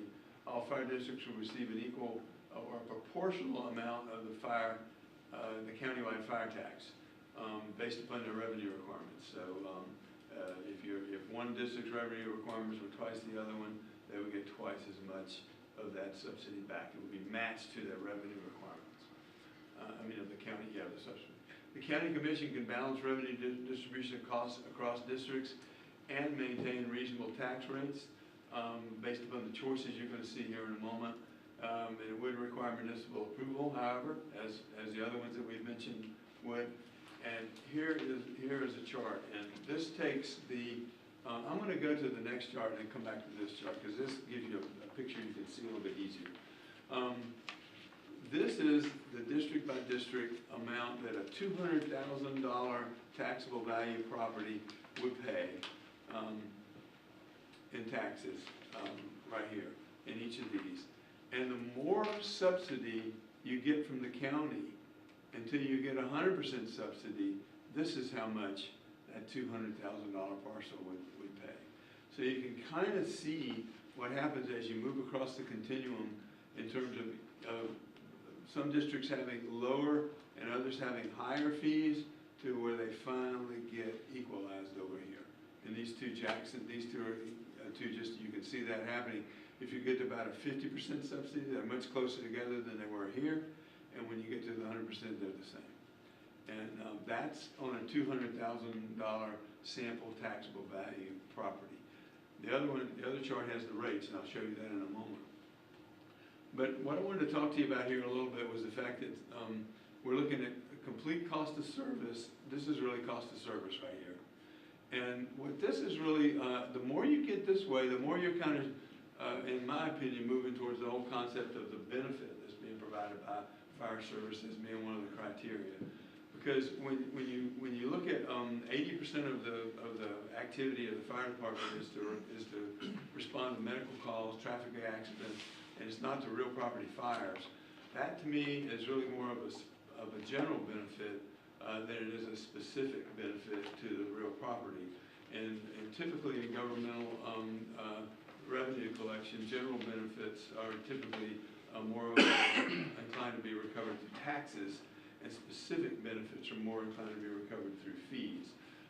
There is another thing that does happen, however, in any kind of a taxation, and I heard this argument was some people were concerned about the fact that you have, a little house over here that isn't worth a whole lot of money, or it's pretty average, and then you have this pretty good, almost a mansion over here, and they were paying the same fee under fee structures. Well, the tax rate does in fact have a little bit of a distribution based upon the protection from loss of that higher valued property. They're paying more now, even though they have the same tax rate. If you did a countywide rate, they're paying more than the smaller property because they're getting more benefit, actually, because they're getting a greater protection from loss because they can get fire insurance, and they also have the ability of the fire department to come and suppress the fire within a reasonable time. So the taxing approach seems to me to do two things. It gets to the general benefit, and it also gets to the specific benefit through the charging of higher values pay more through the tax rate as opposed to paying a fee that might be the same for a low value property or a higher value property. The question is, where do you want to be on this continuum? 20% is about what the subsidy is now. Okay, it's about 20% of the revenue requirement.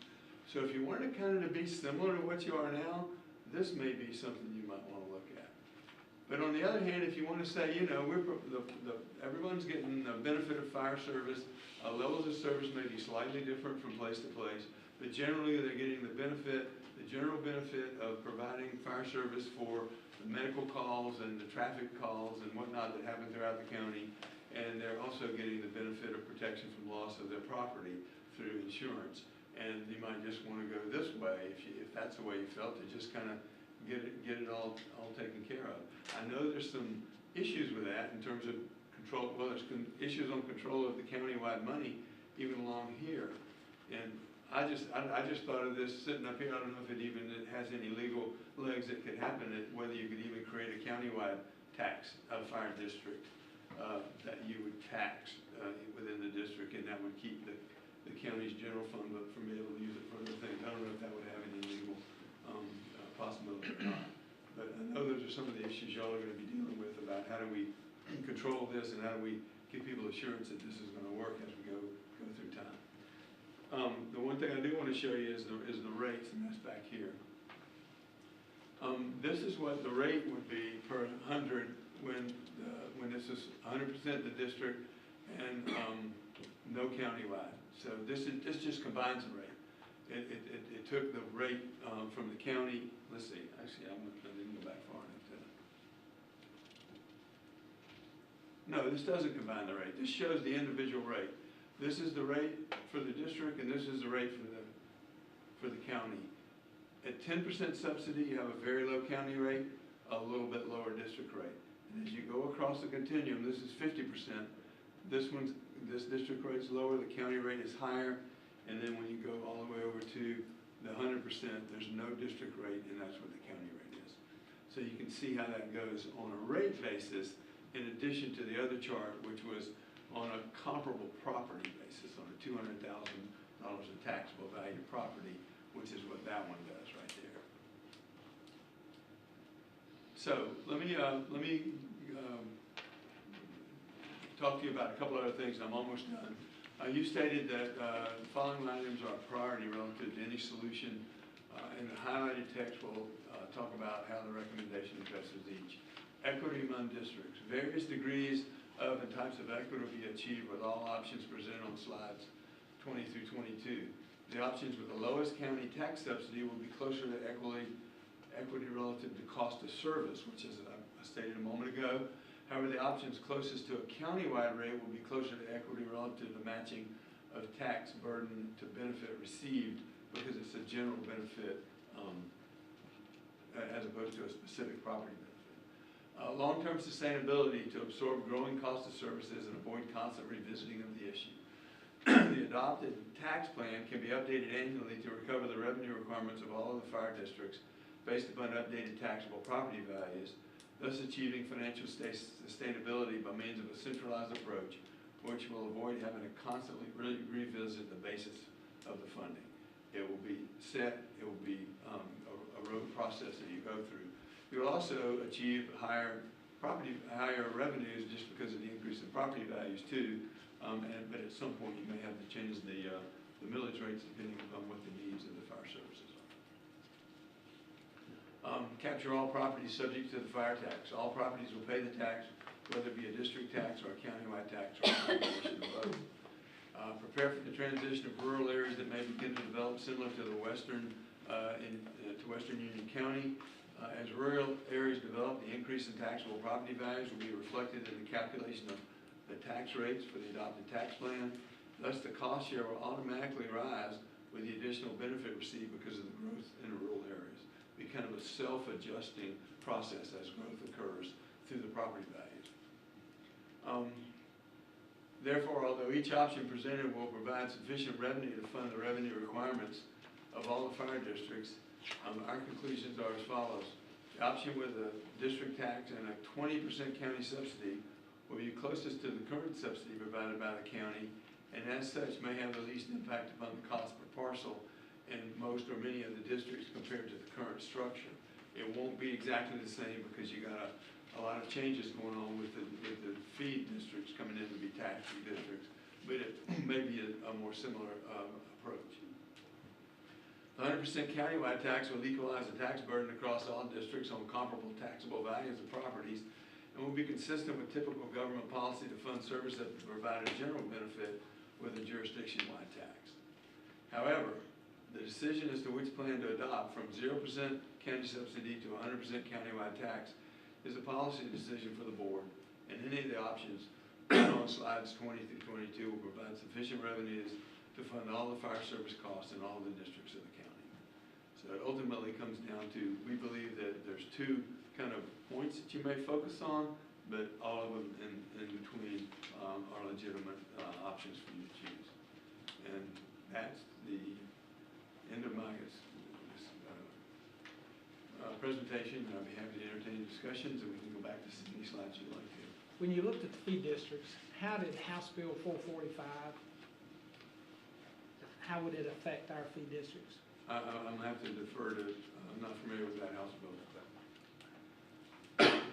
There's 2 counties in North Carolina that use fire fees. Okay. Both of them didn't work as fire fees. It's Brunswick County. Brunswick County went to the legislature and modified the way the fees were applied in their fee district. It made a significant impact. It fixed their problem, according to their current commissioners. And I was wondering how that methodology would affect our fee districts.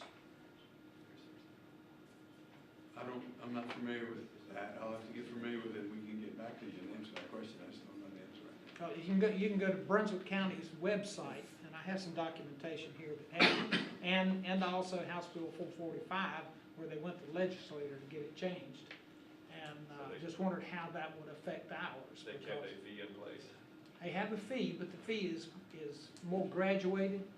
It's by square footage and acreage, and so. Does it have a top limit on it? I don't recall off the top, but if you got a 1,000 square foot house, you may pay $100.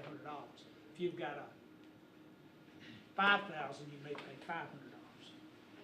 And it depends on the property you have and things like that. So from that standpoint, I think it would be negligence for us to consider anything until we understand that other concept that the legislators already passed for that.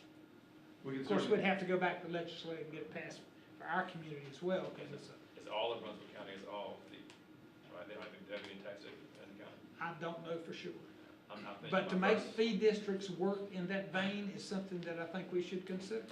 But one of the, I will say that I've looked at fire fees a lot, and one of the issues that happened is like you're saying, here's a 1,000 square foot home, here's a 5,000 square foot home. This one probably should pay more than this one, and a fee that's a square footage basis would do that. But sometimes you also have a 1,000 square foot home here that's worth, its taxable value is $200,000. A 1,000 square foot home here, its taxable value is $400,000. Okay, so they're getting a lot more protection from loss by the insurance that comes from having fire service than the lower valued property. So, and it may be that the bigger property has the same value as the smaller property.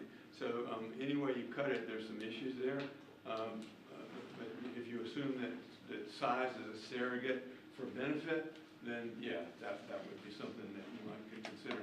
But in this plan, I do believe you get the increased burden on a property, even with the same tax rate, that has much more value. Because really where they're getting their protection from loss is in the protection of the value of that property, by having been able to get fire insurance for it.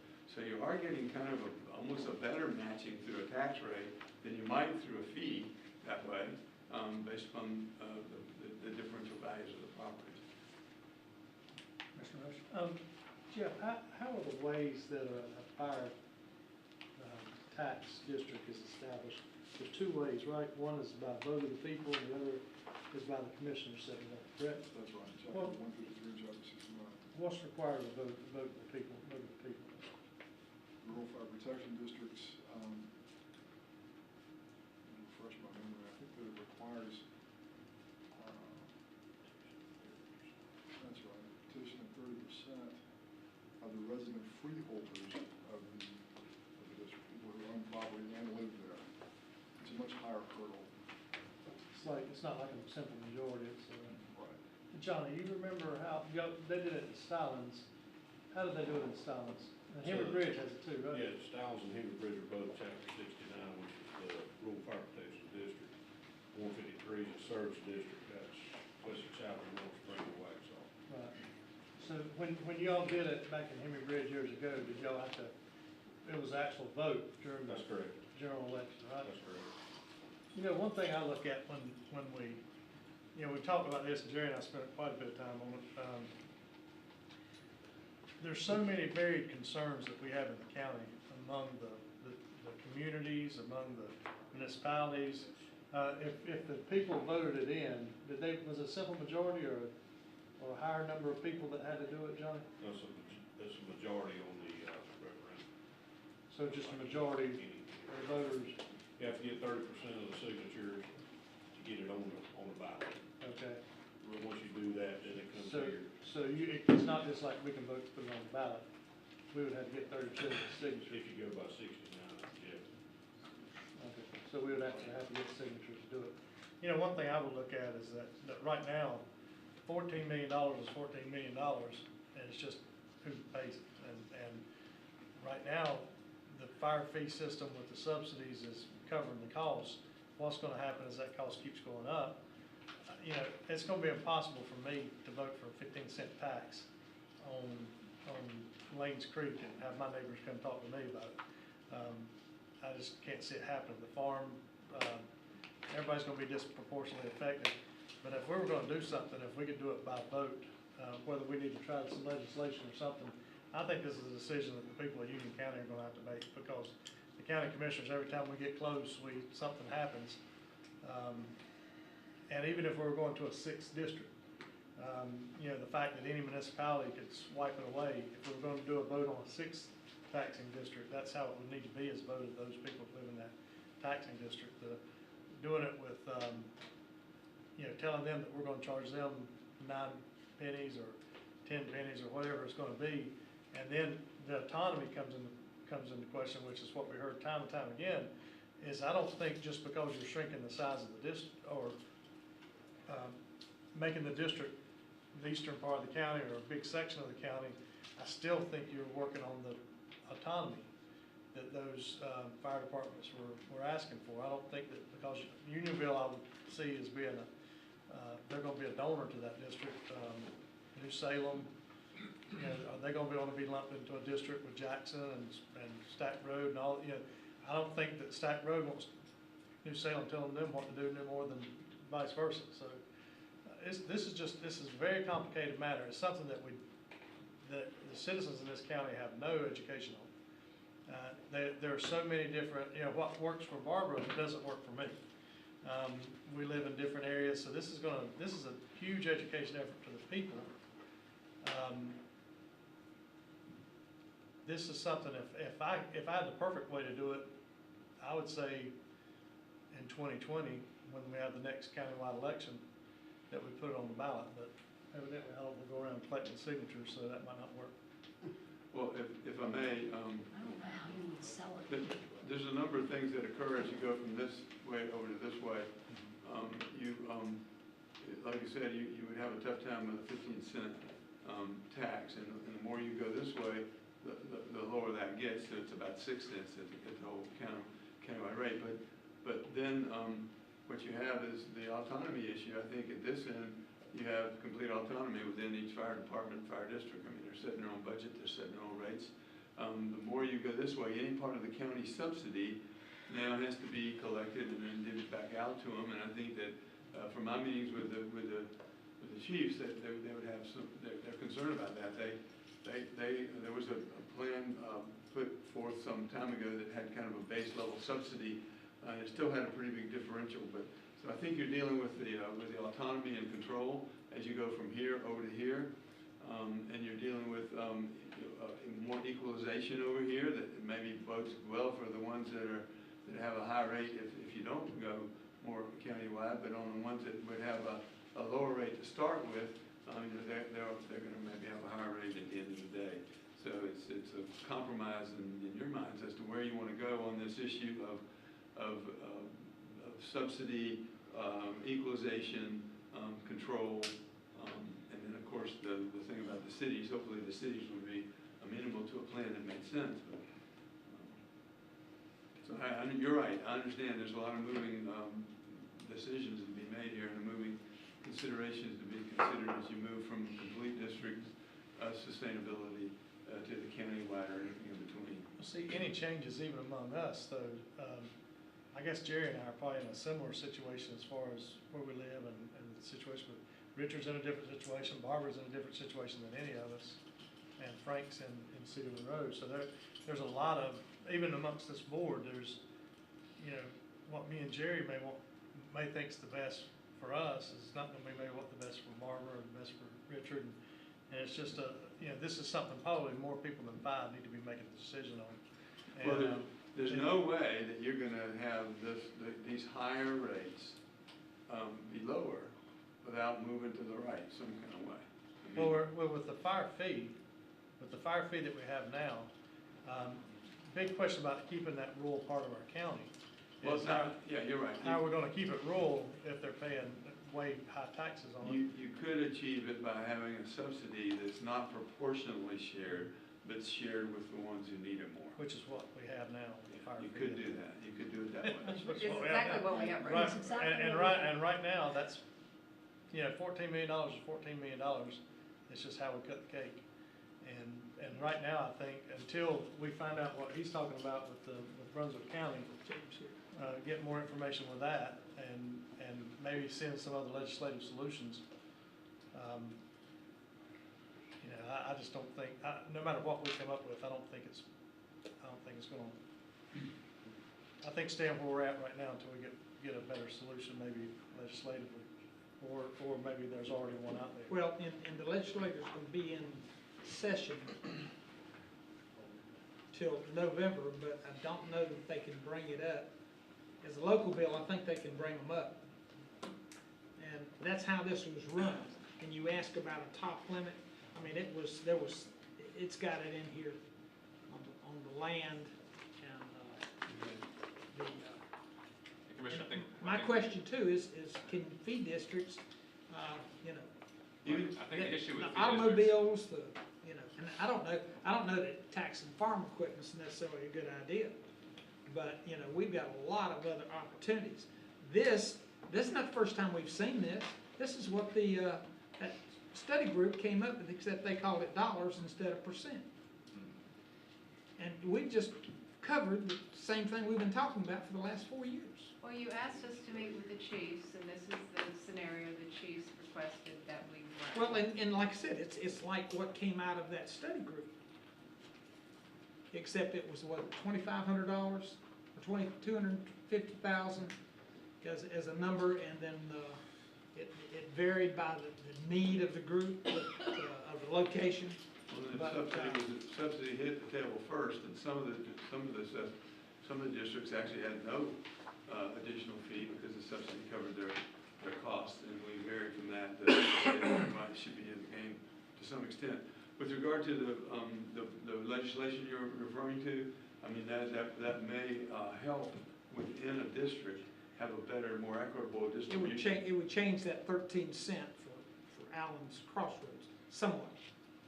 It would change it for some people, but it still wouldn't get the fact that they have not as many properties relative to their cost of service as you do in the ones that have a lower rate. So yeah, I don't see how it's going to solve the problem within these districts like Allen's Crossroads.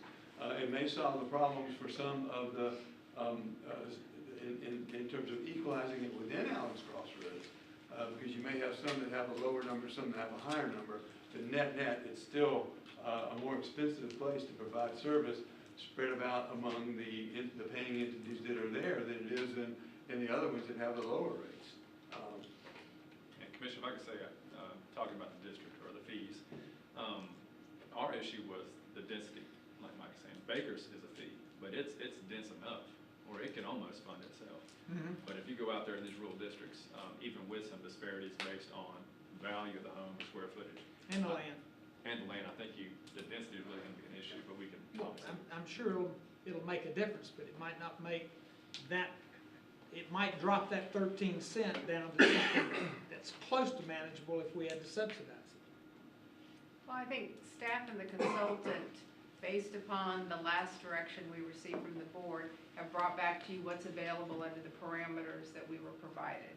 If the board chooses to change those parameters, we need to know that. And you know, one thing with this, with the higher fee, like Lanes Creek, Allen's Crossroads, Beaver Lane, that's Marshall, that's kind of Marshall, isn't it? Yes, Beaver Lane. it is. I mean, they're at 13 cents and they've got a lot of stuff in their district, look like, I mean, high value stuff, but, you know, you go to people and, you know, beyond the fire service, look at this, and somebody coming to do business here, or somebody's gonna build a plant here and do something, say, oh, we don't have water, we don't have sewer, and by the way, you get to pay 13 cents higher than a lot of other places. It's just not gonna, I mean, that's gonna be that's tough. You're gonna have, when people wanna move here, they're gonna wanna look to these places with the lower tax rates, just like we have businesses we talk about now coming to a lower tax rate. You know, everybody's gonna wanna live in Wesley Chapel. Everybody's gonna wanna live in Bakers. Everybody's gonna wanna live in those lower tax districts, and that's the problem we got now is too many people packing the roads. Again, I don't see how you sell a house when they say, oh, what do you mean I gotta pay 10 cents higher in one than the other? Well, the thing that would equalize that would be to go all the way to the countywide. I know there's a lot of issues with that, but that would put everybody on an equal playing field in terms of the attraction for people to move there. They wouldn't be paying a higher rate or a lower rate in any one of those places. If you could get comfortable with that, and if you could deal with the other issues that we've identified with regard to autonomy and the guarantee that the money's going to be used back for the fire services. Or you can, if you don't, this is 50%, that's not 100% would take you all the way over to there, to the 62 cents. Or anywhere in between that would get you more equal and maybe make that decision matrix not so lopsided in terms of where people might want to move because of the increased taxes they'll have to pay. Well, with the fire fee, we already have a subsidy. We're getting a subsidy right now. Let me show you, there's another schedule that That's the 1.03. Yeah. Well, there's more than one subsidy, you also, Right. yeah. So we're already getting the subsidy of what we have now, and the fire departments have autonomy. That's the combined rate that would happen, like on Lanes Creek. If you went to a 50-50, its combined rate would go from 15 to 11, okay? I'm gonna take it over. If you went all the way, its combined rate goes to 6.2. This maybe is an easier chart to see the What happens if Indian Trail and Stallings and Henry Bridge do go together and create a fire department like Monroe? And then we would give them their money back too, then what happens to those numbers? Well, I think they would change, I mean, and Johnny, you can correct me if I misspeak, I know there was a presentation to Indian Trail, it was on June 26th, I think it was. But where they are in the study is still relatively young, they're still having to do a lot of research. I mean, I think of the towns, because what is it, Lake Park, Indian Trail, Henby Bridge, Stallings, and is that it? Okay. You know, they will have to make that determination. You know, there at one point in time was discussion among this board as to, do we tell each of the municipal governments they need to do their own fire service? And that we will then be responsible for only unincorporated county. But yeah, if you were to go with one of these solutions and they were to form their own district, then however you have treated those other districts like Weddington and City of Monroe, you would need to treat them equally. I think there's also been talk about Waxhaw and Wesley Chapel having been a fire district, so we could end up with the only thing we got left is what's now the fire fee districts. So there's a double edge to this sword.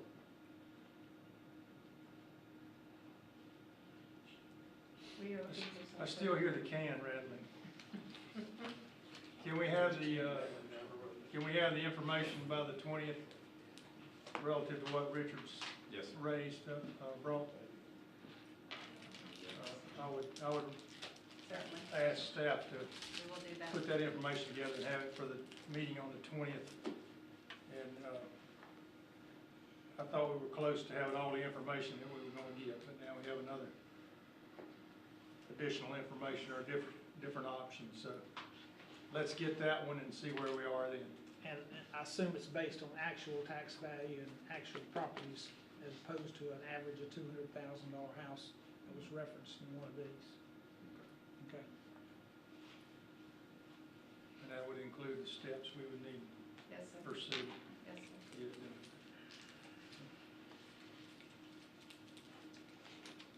Any other questions, concerns for the consultant, staff?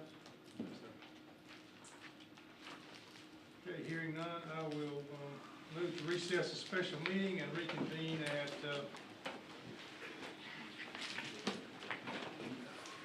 5:35. That enough time, Lynn? For closed session? In the